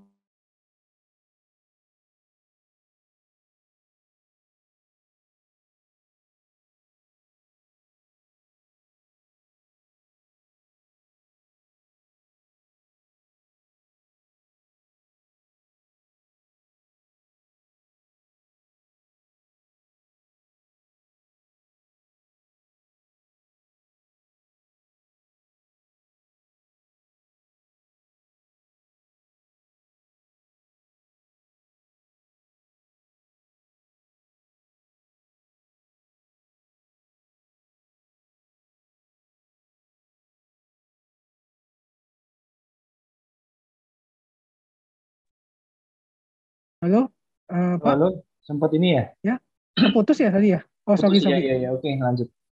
Oh, sorry, Pak. Tadi udah sampai mana ya, guys? Halo, teman-teman tadi udah sampai mana? Sampai sini belum? Halo, guys.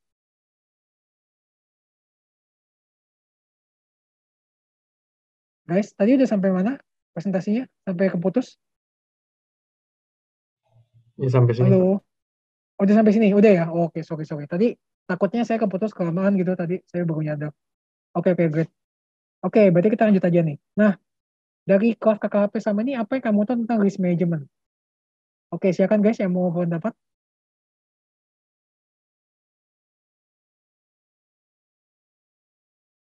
Ada yang mau pendapat? Ayo. Lumayan ya tambahan kelas terakhir. Pokoknya apa teman-teman di sini saya tujuannya ini lah bantu teman-teman lah pokoknya lah. Pokoknya saya dosen paling baik ngasih nilai lah pokoknya. Ya kan? Ayo guys.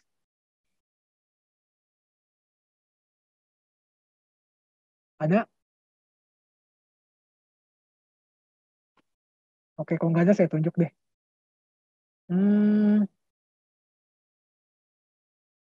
Silakan Gerald Umbu. Ada Gerald Umbu?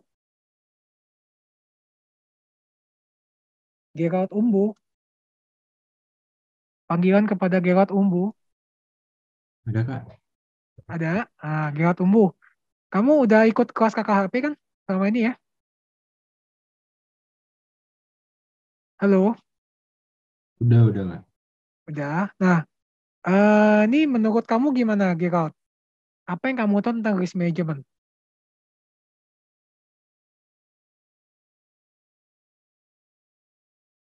Ayo, Umbu. Panggilnya apa? Gerald atau Umbu nih anak ini? Gerald ya? Boleh Gerald Kak. Oh, Gerald aja. Oke, silakan Gerald di apa kasih tahu pendapatnya ke teman-teman. Risk management tuh apa sih menurut kamu gitu? Mungkin kalau misalnya dari kalimat apa katanya sendiri mungkin ini kali apa ya, cara buat pengendalian risiko sendiri, nge-manage risiko itu gimana gitu Kak. Oke, cara manage risiko ya. Ya. Oke, sip. Ya, thank you Gerald. Ada lagi yang lain?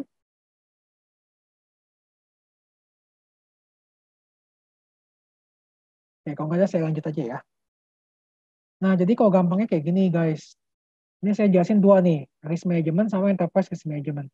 Jadi kalau risk management itu menurut ISO 31000 ya, itu ada aktivitas terkontrol. Jadi ada aktivitasnya guys, nggak cuman asal manage tanpa jelas juga enggak juga. Jadi dia tuh bentuknya manage tapi dalam bentuk aktivitas yang tertentu gitu. Aktivitas yang terukur ini itu harus bertujuan untuk mengontrol mengontrol organisasi ya, mengontrol organisasi dalam mengelola risiko gitu ya. Ibaratnya gampangnya nih kayak tadi hujan ya. Misalkan risiko eventnya hujan gitu, kejadiannya hujan. Ya kan risikonya adalah kehujanan gitu. Kita aktivitas terkontrol kita adalah pakai payungnya dibuka, terus kita pakai jalan pakai payung pelan-pelan. Itu adalah salah satu contoh risk management betulnya. Karena dia ada aktivitas koordinasi kan. Kita kan mengkoordinasi badan kita kan untuk melakukan itu pakai payung. Gitu gampangnya guys ya. Jadi apapun yang kita lakukan untuk bisa mengelola risiko itu sendiri itu ada risk management. Nah, yang diperhatikan di sini adalah aktivitasnya guys ya. Jadi harus ada aktivitasnya. Jadi risk management tanpa action itu bukan risk management namanya. Risk management itu harus ada action. Kalau nggak ada action itu namanya NATO. No action talk only ya. Cuma bicara doang gitu nggak ada akuin apa-apa. Itu bukan risk management. Risk management mesti ada aksi, mesti ada aktivitas. Oke? Okay? Dan kalau ada namanya enterprise risk management itu benarnya mirip ya. Cuman dia lingkupnya adalah organisasi. Ya, lingkupnya organisasi. Dan di enterprise risk management fokusnya itu lebih ke significant risk ya. Significant risk. Jadi risiko yang bisa membuat satu perusahaan tutup. Gitu. Yang bisa ngebuat satu perusahaan tuh nggak bisa melanjutkan bisnisnya lagi. atau menderita kerugian yang sangat besar meskipun nggak sampai bangkrut. Itu adalah enterprise risk management yang dia yang ngatur kayak gitu. Jadi untuk risiko K3 ini bedanya sama risiko risk management K3 ya. Kalau risk management K3 dia semua risiko terkait K3 semua diatur. Ya kan? Bahkan sampai risiko kecil kayak misalkan tangan kebeset itu kan juga masuk ke dalam HIRA DC kan. Kalau teman-teman ingat ya HIRA DC di K3. Itu risk management K3. Itu nggak mungkin nggak masuk ke dalam enterprise risk management, ke tangan kebeset tuh nggak masuk. Tapi kalau misalkan risk K3 sampai pekerja kita ketimpa kren terus meninggal, itu bisa masuk ke enterprise risk management risk K3 yang itu. Karena sampai menyebabkan kematian. Karena kalau udah sampai kematian, itu kan bisa ngefeknya kemana? Reputasi kita ya. Kita sebagai perusahaan yang nggak aman, perusahaan yang ngebunuh orang ibaratnya gitu kalau mau bilang kasar ya kan. Kayak gitu. Itu masuk. Jadi ada irisannya ya antara risk management K3 sama enterprise risk management. Itu contoh irisannya. Dan ini dihadapi organisasi dan bentuknya itu bisa terjadi karena internal ataupun eksternal ya. Jadi kalau internal itu kan mungkin karena tata kelola perusahaan kita kurang bagus gitu. Akhirnya banyak yang korupsi gitu contohnya ya. Kan jadi ada risiko fraud tadi, risiko korupsi. Nah kalau eksternal ya ini udah banyak lah dijelasin tadi kan contoh misalnya COVID ya kan. COVID bikin bisnis sepi ya kan. Akhirnya tutup bisnisnya. Contoh gitu. Nah, ini adalah yang membedakan IRM sama risk management yang biasa. Jadi kalau tadi udah disinggung ya, jadi untuk IRM itu, Enterprise Risk Management, dia tuh berlaku dalam satu organisasi secara keseluruhan. Ya, holistik nih keseluruhan ya, holistik keseluruhan. Dan dia terstruktur, jadi setiap level tuh ada bentuk pengendalian risikonya masing-masing, mulai dari level satu departemen sampai level ke bos manajemen. Nah, terus dia dilakukan secara konsisten juga. Nah, terus ini yang penting adalah mendukung pencapaian tujuan dan target. Ini kembali ke yang tadi ya, yang di awal kita bicarain ya. Kita harus bisa memanage halangan dan rintangan yang mana ada risiko yang bisa menghalangi kita dalam mencapai tujuan. Nah, jadi intinya kita gimana supaya kita bisa mencapai tujuan dan mengatasi risiko-risiko tadi. Nah, terus yang ketiga juga adalah terintegrasi dalam proses pengambilan keputusan. Ya, jadi di sini dalam IRM ini peran manajemen, peran bos itu sangat penting. Mirip sama safety juga sama kan. Di K3 di safety kan juga peran bos sangat penting ya, komitmen manajemen sangat penting. Untuk jadi penggerak sama di IRM juga sama. Terus yang terakhir yang keempat berlaku di semua level organisasi ini tadi udah jelasin ya sama saya. Jadi level staff, level supervisor, manager sampai direktur itu semuanya ada bentuk pengendalian risiko yang mereka lakukan sebetulnya. Gitu. Dan ini ada beberapa utama ISO 31000 ya. Terdiri dari prinsip ini dari abstrak yang mendasari IRM suatu organisasi, yang mana bisa beda-beda nih antar organisasi, tergantung sama nilainya. Kayak contoh Atma Jaya, kan nilainya kan KUPP ya, Kristiani, Unggul, Profesional, Peduli. Ya, masih itu bukan? Ya, jadi andai kata Atma Jaya ada IRM pun, ya dia berdasarkan nilai KUPP tadi, untuk mendasari prinsip dari risk management-nya. Gitu. Lalu ada framework ini ada kerangka kerjanya ya, bagaimana dia itu harus menjalankan risk management. Lalu proses itu adalah prakteknya gimana untuk mengelola risiko. Nah, ini beberapa prinsipnya ya. Mungkin saya cepat aja guys ya. Kalau satu-satu ini lama sih. Karena sebetulnya memang ini materi jujur untuk training 3 hari sebetulnya. Karena memang saya coba kompres ini ya, sepenting-pentingnya aja. Kayak gitu. Jadi pertama ini tadi itu integrasi ya. Jadi seluruh departemen mesti mendukung. Terus terstruktur dan komprehensif. Harus ada standar jelasnya guys. Dan harus dipahami sama semua orang di organisasi itu. Jadi jangan sampai ada yang nggak ngerti apa-apa, dicemplungin ke dalam pengelolaan risiko, bingung juga, nggak ngerti apa-apa, ini nggak jalan.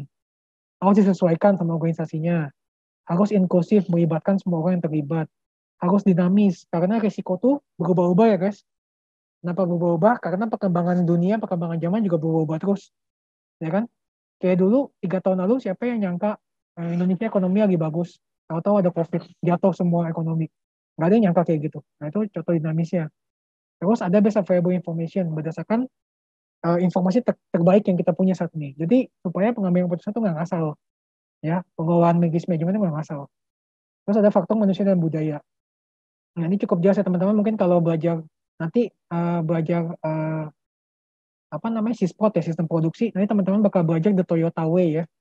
Mungkin situ ada. Nanti teman-teman bisa lihat tuh situ bahwa manusia itu salah satu poin utama itu adalah suatu improvement ya, suatu upaya improvement itu mesti disesuaikan sama kesiapan manusianya. Kalau enggak improvement secanggih apapun nggak bakal kepake, nggak bakal jalan.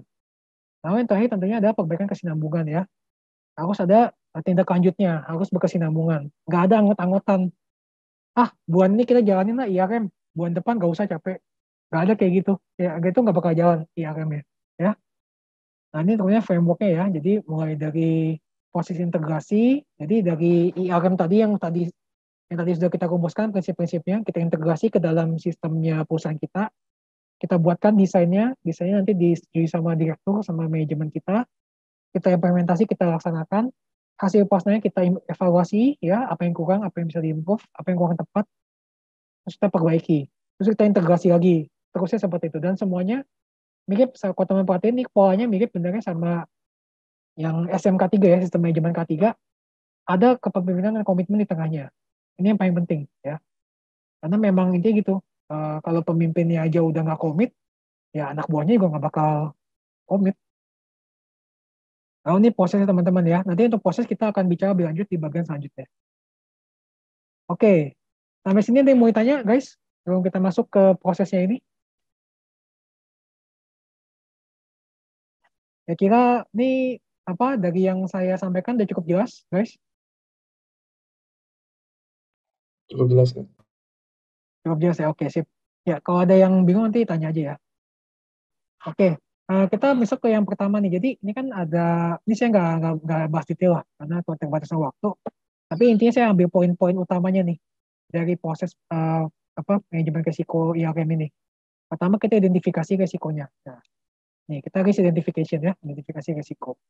Jadi ini ada proses awal penentuan risiko ya. Jadi kita tentu ini kita dengan usaha ini, dengan bisnis ini, resikonya apa aja nih yang bisa mengancam usaha kita, yang bisa bikin usaha kita rugi, bangkrut, tutup. Nah, itu apa aja risikonya, ya.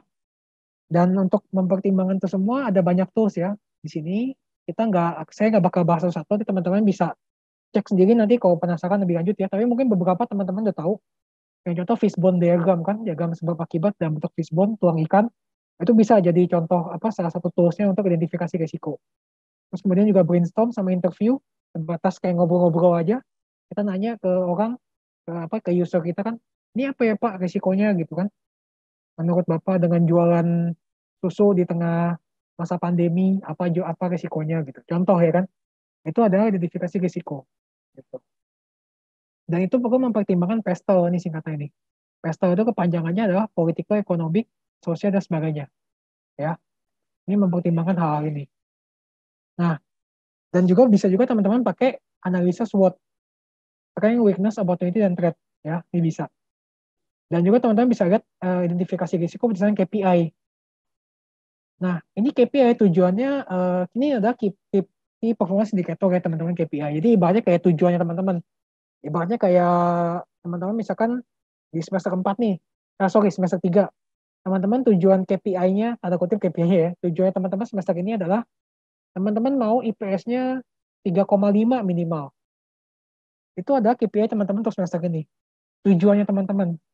Nah, kalau teman-teman udah tujuan, ya tadi, kita udah definisikan tujuan, kita bisa tahu nih resikonya apa kira-kira yang bisa menghambat kita. Teman-teman jadi bisa tahu kan, kira-kira apa ya resikonya yang bisa menghambat saya mencapai IPS 3,5 di semester ini. Nah, gitu. Ya. Kayak gitu guys. Misalnya, salah satu resikonya, kena COVID terus harus isoman. Misalnya, jadi nggak bisa konsen kuliahnya gitu. Contoh ya, itu kan benar resiko juga, betul ya. Nah, gimana teman-teman mengatasi resiko kena COVID itu? Ya udah, berarti kan harus protokolnya harus ketat, ya kan. Vaksin udah jelas harus 3 kali, ya kan. Contoh kayak itu, harus makan yang bergizi, harus olahraga, nggak boleh stres-stres, contoh kayak gitu, ya. Oke, lalu kemudian untuk risk identification, kalau nanti teman-teman di perusahaan gede, itu banyak udah pakai tools online ya, seperti ini. Ini dari salah satu perusahaan risk management, Swiss Re, asuransi ya dia. Nah, dia ada suatu aplikasi, dia bisa mengukur guys. Jadi kayak kita di daerah ini nih, misalnya, ini dulu pernah kejadian banjir ya kan, kejadian banjir. Tingkat resikonya sekarang jadi berapa? Apakah masih setinggi dulu waktu banjir atau sekarang udah menurun misalnya? Karena mungkin level permukaan air tanahnya nggak setinggi dulu misalnya gitu. Dia ada analisanya sebenarnya nih, dan semuanya online. baik secara mikro kayak gini ataupun secara dunia nih. Misalnya ini kan di kawasan Asia ya kan. Ini kan ada nih statistiknya kayak kemungkinan terjadinya resiko apa. Misalnya jadi resiko gempa di mana itu ada dia nanti. Ini buat-buatannya adalah tingkat magnitudonya resikonya. Jadi tingkat seberapa serius resikonya. Kayak gitu. Contohnya kayak gitu. Nah, ini beberapa contoh ini ya, identifikasi risiko ya. Nah, jadi kalau kita bicara identifikasi risiko, itu ada 3 tahapan. Ada risk driver, ini penyebab ya. Ada risk event, bukan akibat, peristiwanya, sama konsekuensi atau dampaknya. Ya. Nah, ini kita perlu merumuskan ini nih. Sebelum waktu kita mengidentifikasi risiko, kita harus merumuskan ini. Jadi kita berandai-andai nih, akan andai kata terjadi suatu risk event kayak di Taiwan nih, tragedi Taiwan. Ya. Nah, penyebabnya apa? Nah, teman-teman lihat nih, secara internal sama eksternal. Penyebab internal sama penyebab eksternal. Contoh, nih. Nih contoh ya, contoh secara internal nih, proses ya kan. Kebanyakan polisi dikirim ke lokasi unjuk rasa tempat lain. Jadi waktu itu ceritanya ada unjuk rasa tempat lain guys. Jadi nggak banyak polisi yang jaga di daerah Taiwan untuk menjaga kondisi masanya. Ya. Terus secara sistem juga pemerintah kota Seoul itu mereka nggak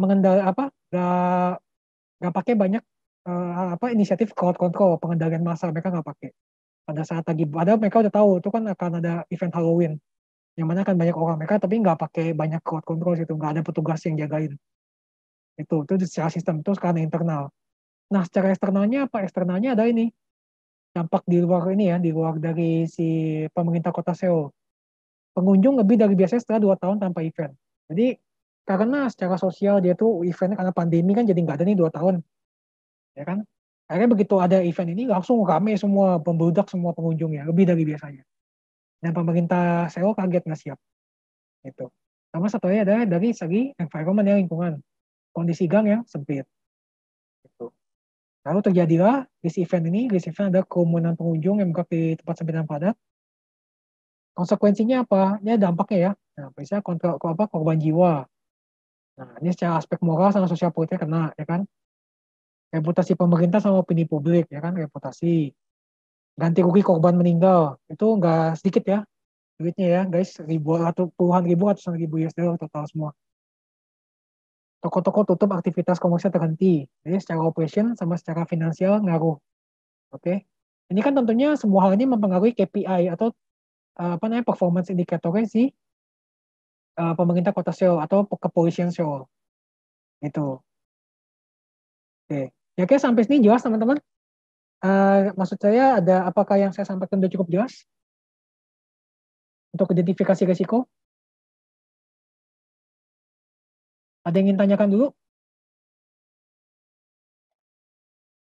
Ya, saya belum. Ya kan guys? Belum ya? Oke. Oke, kita lanjut ya. Nah, setelah kita identifikasi risiko, kita tentukan risikonya. Kita analisa. Kan kita analisa risikonya. Nah, ini ada risiko yang kita analisa risikonya dari ini. Jadi, kalau namanya risiko, kalau kita mau analisa, kita harus tentukan 2 hal. Pertama adalah konsekuensi di slide ini. Konsekuensi ini adalah dampaknya. Kemungkinan dampak dari yang akan timbul setelah risiko itu terjadi, ya. Contoh misalnya nih di sini dampaknya nih ya, konsekuensi dampak ya. Ada skor 1 sampai 5. Ini bisa beda-beda teman-teman. Kalau umumnya emang 1 sampai 5, tetapi beberapa perusahaan itu bisa aja pakai 1 sampai 4 atau 1 sampai 6 atau beda-beda gitu. Tergantung perusahaannya mau kayak gimana. Tapi saya andaikan 1 sampai 5 ya, 1 sampai 5. Nah, skor 1 ini dampak paling kecil. Ini contoh finansial kerugiannya kecil ya kan. Cara operasi kegiatan listriknya berhenti cuma bentar, nggak nyampe 12 jam, dan seterusnya. Ya. Makin dia makin ke atas, makin tinggi nilainya, berarti makin besar kerugiannya. Makin besar dampaknya. Ya. Contoh kayak udah skornya 5 nih, berarti reputasinya nih turun banget kan nih pemerintah kota Seoul. Pemberitaan media internasional, terus sampai jangka panjang publiknya, warganya Seoul itu warganya bukan warga Seoul sih, warga dunia mengingat terus tragedi ini misalnya kayak gitu. Itu berarti skornya 5 katastrofik. Ya itu contoh ya teman-teman kayak gitu. Nanti teman-teman dalam menentukan suatu kejadian, teman-teman waktu menganalisa ini harus tentukan konsekuensinya berapa tingkatannya gitu. ya. Yang kedua adalah likelihood. Likelihoodnya adalah kemungkinan terjadi. Jadi bisa kita lihat dari seberapa sering suatu kejadian itu bisa terjadi di suatu periode waktu. Sama kayak tadi dari 1 sampai 5, 1 itu sangat jarang terjadi, 5 itu hampir pasti kejadian. Kayak gitu. Ini contohnya kayak gini ya guys ya. Jadi intinya baik impact atau konsekuensi ini ataupun likelihood itu makin tinggi angkanya itu makin parah ya. Makin tinggi makin parah gitu. Nah, ini kita juga bicara. Setelah kita tahu ada konsekuensi sama likelihood. Ini likelihood sama konsekuensi kita kalikan. Kita kali. Misalkan tadi likelihood-nya kita tentukan misalnya nanti contohnya saya kasih contoh. Tapi intinya gini, secara teorinya ini dulu, saya kasih tahu dulu. Likelihood kali konsekuensi itu hasilnya jadi risk rating. Ya. Oke, kita langsung bicara contohnya ya. Contoh. Misalnya kejadian kecelakaan pesawat terbang, teman-teman. Kecelakaan pesawat terbang. Itu dia konsekuensinya berapa? Konsekuensinya di mana kira-kira, guys? Kalau sampai kejadian pesawat terbang jatuh. Dari 1 sampai 5. Ya kan, guys? Yang ingin pendapat, ingin tambahan? Monggo. Ayo.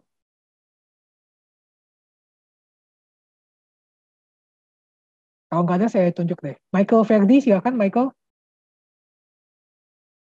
Michael Verdi ada? Panggilan kepada Michael Verdi. Michael? Nggak ada ya? Oke, kalau gitu yang cewek deh. Aretha ada Aretha? Aretha? Halo? Halo Aretha?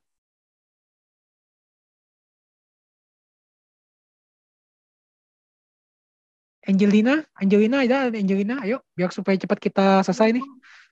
Iya Kak. Ah, ya, menurut Angelina yang mana konsekuensinya? Nomor 3 bukan Kak? Kecelakaan pesawat. Iya, karena lebih dari Oke. 10.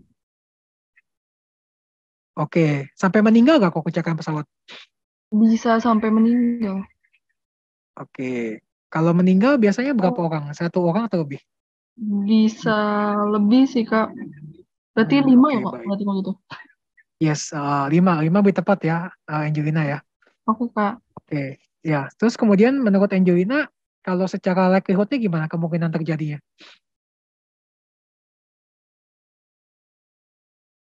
Halo? Mungkin Seberapa sering dia terjadi? mungkin kayaknya sangat mungkin nggak sih Kak? Kayaknya 1 kali bisa setahun gitu ada mendengar kecelakaan. Oh, ada ya kecelakaan pesawat ya? Iya, sering dengar soalnya Oke. gitu setiap tahunnya. Oke, baik. Sip. Great. Berarti kita ingat tadi ya. Berarti, oke, thank you Angelina untuk jawabannya. Berarti kalau menurut Angelina, berarti kan untuk konsekuensinya adalah 5 ya. Angkanya 5, likelihood-nya angkanya 4. Nah, kalau kita tahu konsekuensi sama likelihood itu, berarti kan 5 sama 4. Kita kalikan, teman-teman. 5 kali 4. 5 kali 4 hasilnya adalah 20 ya, guys. 20. Jadi, kalau kita lihat nih likelihood-nya Angelina tadi ada 5, mau certain ya. 5 kalikan konsekuensinya 4. Ya kan? 5 kali 4 hasilnya 20. Nah, jadi termasuk risk levelnya termasuk ekstrim ya guys ya, ekstrim. Kalau udah ekstrim, berarti kita lihat di sini di ratingnya. Berarti dia unacceptable ya, risikonya harus dilakukan tindak perbaikan segera. Kayak gitu. Kayak gitu guys ya. Untuk caranya ya, cara kita mengukur risiko. Gitu, risk rating. Ya. Ini penting nih guys. Nanti teman-teman kalau udah level supervisor atau ke atas ya, level managerial, kita mesti ngerti perhitungan kayak gini. Nanti teman-teman bakal ditanya sama bosnya, oh kamu mau ngerjain event ini, mau ngerjain project ini, oke resikonya gimana, ratingnya seberapa? Nah, teman-teman harus bisa tunjukin nih ke bosnya teman-teman nih nanti, oh Pak kira-kira kemungkinan saya gagal project ini likelihood-nya segini. konsekuensinya kalau gagal segini. Berarti ratingnya misalkan di 9 Pak, medium gitu. Masih bisa acceptable, tapi kita harus hati-hati gitu. Nah, nanti bos akan lebih teryakinkan untuk dukung kamu akan proyek kamu gitu. Kalau enggak, mereka kadang-kadang ya enggak dukung gitu. Nah itu, makanya pengetahuannya sangat penting ya teman-teman. Nah, ini mungkin saya nggak expect sih teman-teman udah langsung bisa hal ini, karena ini emang bukan sesuatu yang mudah lah gitu. Kalau teman-teman belum di lapangan gitu, belum di tempat kerja gitu. Tapi nanti ini saya kasih pengantar dulu aja gitu. Jadi kalau misalnya teman-teman nanti di dunia kantor nanti atau dunia kerja nanti udah ketemu hal kayak gini, nanti udah masih ingat lagi hal ini. Gitu. Saya ingat-ingat lagi. Nah ini untuk restire ya. Jadi kalau tadi kan kita sudah pekompokan ya sudah petakan risikonya. Nah yang kita utamakan nih risiko-risiko yang di sudut kanan atas, kuadran kanan atas nih. Ini ada tier 1. Ya. Ini yang paling kita butuhin untuk kita tangani ya, karena dia likelihood-nya sering terjadi, konsekuensi juga sangat tinggi ya kan. Jadi kita sangat tangani. Yang di tier kedua yang kita perlu tangani adalah risiko yang keterjadiannya likelihood-nya tuh nggak terlalu sering, tapi konsekuensi bisa tinggi kayak gitu. Nah, itu namanya kalau udah kayak gitu namanya black swan risk ya. Jadi kemungkinan terjadi jarang, tapi konsekuensi bisa sangat tinggi itu namanya black swan. Gitu. Itu istilahnya black swan, angsa hitam. Gitu. Oke. Ya, sampai sini udah ada yang mau tanya dulu, teman-teman? Oke, kalau nggak ada kita lanjut ya. Nah, kita masuk ke bagian risk evaluation. Jadi kalau kita udah analisa, kita evaluasi dan kita tentukan gimana kita menangani risiko itu. Nah, ini kita pertama lakukan kontrol kendali ya. Jadi kayak tadi, contoh tadi yang Itaewon tragedy tadi ya, yang Halloween tragedy ya. Kerumunan bisa makan korban jiwa. Kira-kira apa yang harus dilakukan sama pemerintah kota Seoul? Ya. Nah, bisa ada beberapa jenis kontrol. Ada 4 macam nih contoh kontrol ya. Pertama, preventif, kontrol pencegahan. Mengurangi likelihood ya tujuannya ya. Yang tadi kan ada likelihood ya. Nah, dia mengurangi likelihood ini. Gitu. Contohnya dengan cara pembatasan jumlah kerumunan. Nah, ada juga yang reduction control, mengurangi konsekuensinya. Ya, jadi kalau ada kejadian, nggak terlalu parah lah dampaknya. Nah, contohnya nih, personil polisi dan medisnya terlatih dan standby di lapangan gitu. Jadi kalau misalnya ada yang kenapa-napa, langsung bisa ditangani sama personil, officernya gitu. Oke, ada juga namanya detektif control. Detektif ini ya, kayak namanya detektif ya, memprediksi sama mendeteksi kira-kira akan terjadi resikonya akan terjadi atau enggak gitu kan. Nah, contoh kayak pakai kamera pemantau jumlah kerumunan gitu. Jadi waktu kerumunannya udah terlalu banyak, langsung sama polisinya langsung cegat kan, udah nggak boleh masuk dulu gitu. Contoh misalnya kayak gitu. Ada juga responsive control. Jadi kalau udah kejadian harus ngapain? Ini mengatasi risk event kan, misalkan ada suatu satgas ya, misalkan ada satgas orang-orang ahli dari kota Korea nih, atau tim penanggulangan bencananya Korea langsung turun, langsung berkoordinasi, ayo kita harus ngapain, kita harus misalnya kayak udah ada plannya gitu, kita kalau mau ada kejadian kayak Itaewon tragedy lagi, kita mau kirim korbannya ke rumah sakit mana aja, kayak gitu. Contoh misalnya kayak gitu. Nah, yang tadi pertama kita ukur nih, ya tadi misalkan peristiwa jatuh pesawat ya, itu adalah risiko yang murni ya, inherent risk. Jadi ibarat gampangnya nih misalnya teman-teman mau naik motor gitu, naik sepeda motor ya, dari rumah ke kampus naik sepeda motor. Teman-teman nggak pakai jaket, nggak pakai helm, teman-teman nggak tahu peraturan lalu lintas sama sekali, teman-teman nggak ada SIM, nggak ada STNK. Resikonya seberapa teman-teman celaka? Nah itu adalah inherent risk. Tingkat risiko yang awal, yang murni, tanpa ada kontrol apapun, tanpa ada perlengkapan apapun.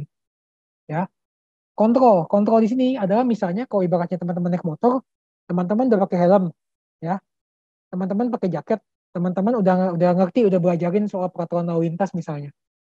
Terus kemudian bahan motor teman-teman udah bagus lah, nggak ada kempes, bensin cukup gitu misalnya. Itu ada kontrol atau kendali. Nah, setelah adanya kontrol, tentunya risiko tadi yang teman-teman nggak pakai helm, ya, sama teman-teman pakai helm, itu kan pasti beda ya teman-teman. Resikonya pasti tingkat resiko lebih rendah, resiko celakanya. Tapi nggak nol, tapi setidaknya udah berkurang gitu resikonya. Nah itu adalah residual risk. gitu. Nanti kalau teman-teman udah di perusahaan ya, teman-teman nanti akan nge-assess dulu risiko awalnya, inherent risk ini. Lalu teman-teman melakukan kontrol ya, menjadi residual risk di sini. Nah, tapi kadang mungkin manajemen teman-teman mau target yang lebih low lagi resikonya gitu. Nah, ini nanti menjadi target risk gitu. Ya gitu guys. Oke. Nah, kalau current risk itu apa? Current risk itu ada risiko yang ada sekarang. Gitu. Jadi misalnya kan tadi kan sudah saya infokan ya, misalkan teman-teman naik motor ya, teman-teman kalau mau benar-benar risikonya low banget, nggak cuma cukup pakai helm, tapi juga ada pelatihan kan, pelatihan untuk berkendara segala macam misalnya. Ya. Terus kemudian misalnya ternyata teman-teman baru sempat beli helm tapi belum sempat ada pelatihan. Nah, tentu risikonya akan berkurang, tapi nggak sampai tingkatan residual risk yang kalau misalkan teman-teman udah pakai helm sama pelatihan tadi. Ya gitu contohnya. Ya. Oke, lalu nih ya, kalau teman-teman udah itu semua, udah risikonya teman-teman udah tentukan nilai-nilainya, teman-teman perlu masukin ke dalam dokumen namanya risk register. Ini mirip sama dokumen HIRA-DC teman-teman. Kalau teman-teman yang kemarin sempat belajar kelas saya yang safety ya, mirip HIRA-DC. Yang bedanya ini risikonya lebih luas aja, kayak gitu. Lalu kalau udah, nanti perlu dimonitor atau di-review lebih lanjut secara rutin ya, dengan cara memappingnya ke dalam peta risiko ini, namanya risk map atau peta risiko. Dan ini mesti dikontrol secara berkala. Dan kalau teman-teman perusahaannya punya modal lebih gitu kan, kebetulan, nah teman-teman perusahaan bisa aja menerapkan yang namanya software risk management ya. Itu sudah banyak perusahaan pakai. Dan kalau misalnya udah pakai software ini langsung bisa di-generate secara otomatis teman-teman untuk progres penanggulangan risikonya. Oke, saya rasa demikian ya untuk penjelasannya. Sebelum kita lanjut ke case study, ada yang mau ditanyakan dulu guys? Ada yang mau diskusikan atau ditanyakan? Teman-teman silakan.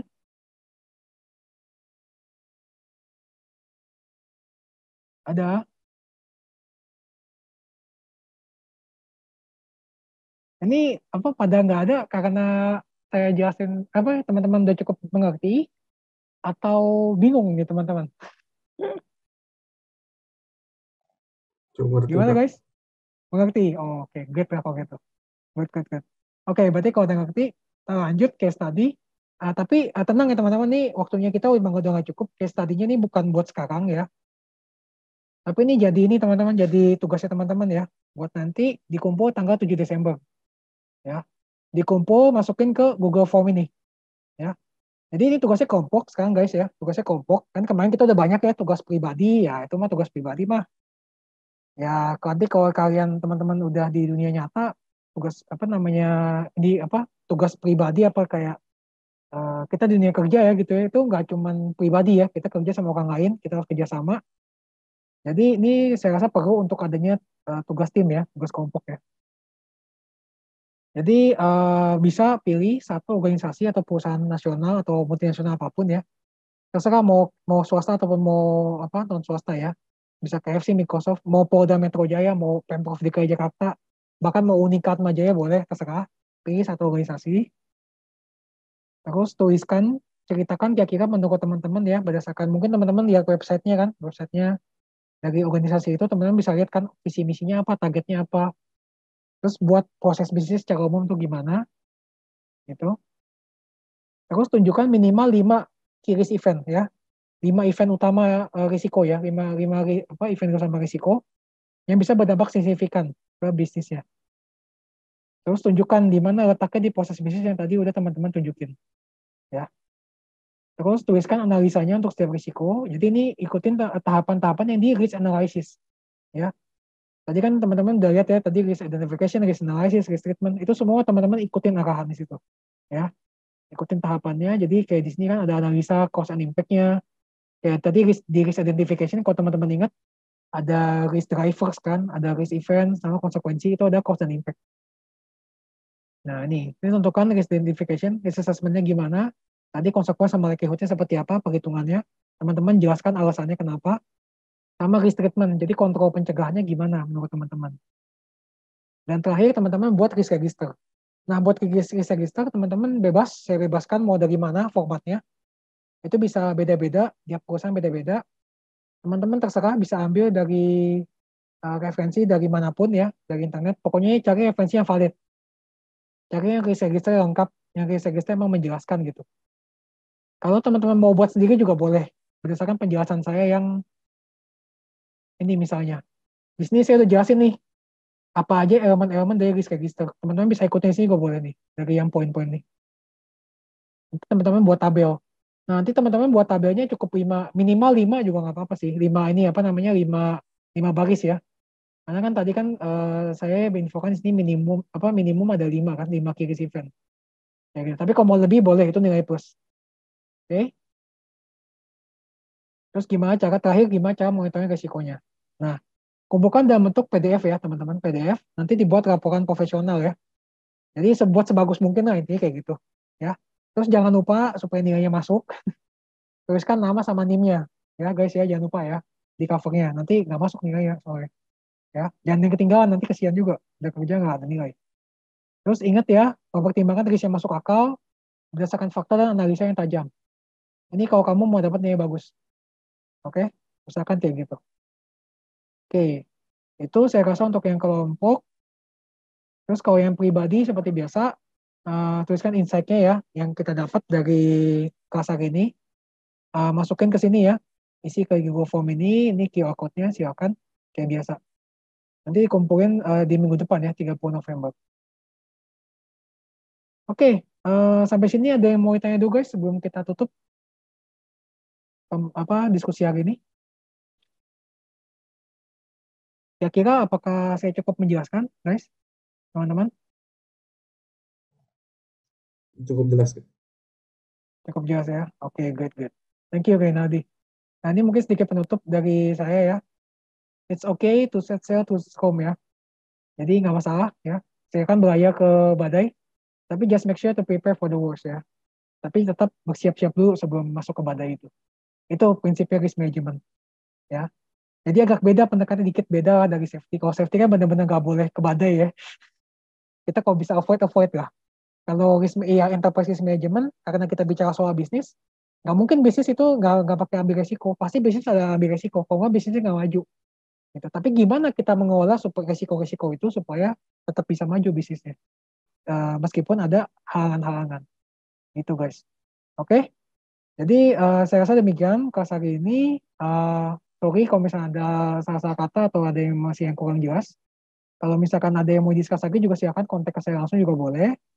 Mungkin untuk kelas ini saya kembalikan kepada Pak Ronald. Silakan Pak Ronald. Oke, terima kasih Pak Surya ya, atas penjelasannya gitu ya. Jadi tugasnya tolong diperhatikan ya, karena ini merupakan penilaian juga untuk saya ya untuk kelas ini ya. Kemudian mungkin udah malam juga di sini ya. Mungkin terakhir foto gitu ya. Ini harus ya, nanti nggak apa-apa ya. Kita foto dulu. Benar. Ya. Saya akan buka kamera. Yang bisa buka kamera, mohon buka kamera ya untuk dokumentasi foto. Oke. Itu oke, 1, 2, 3. 1, 2, 3. Oke ya. Oke, terima kasih semuanya. Kita jumpa lagi di kelas reguler ya. Jadi ini udah selesai kelas untuk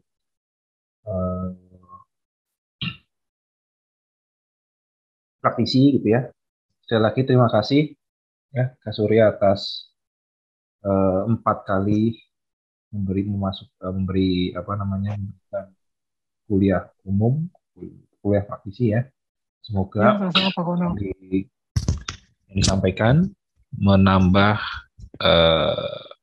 knowledge kalian ya, khususnya di praktisi ya, ketika kalian nanti sebelum bekerja ya. Jadi menambah. Oke, itu aja dari saya. Terima kasih. Selamat malam semuanya. Oke, selamat malam Pak Ronald. Terima kasih untuk kesempatannya.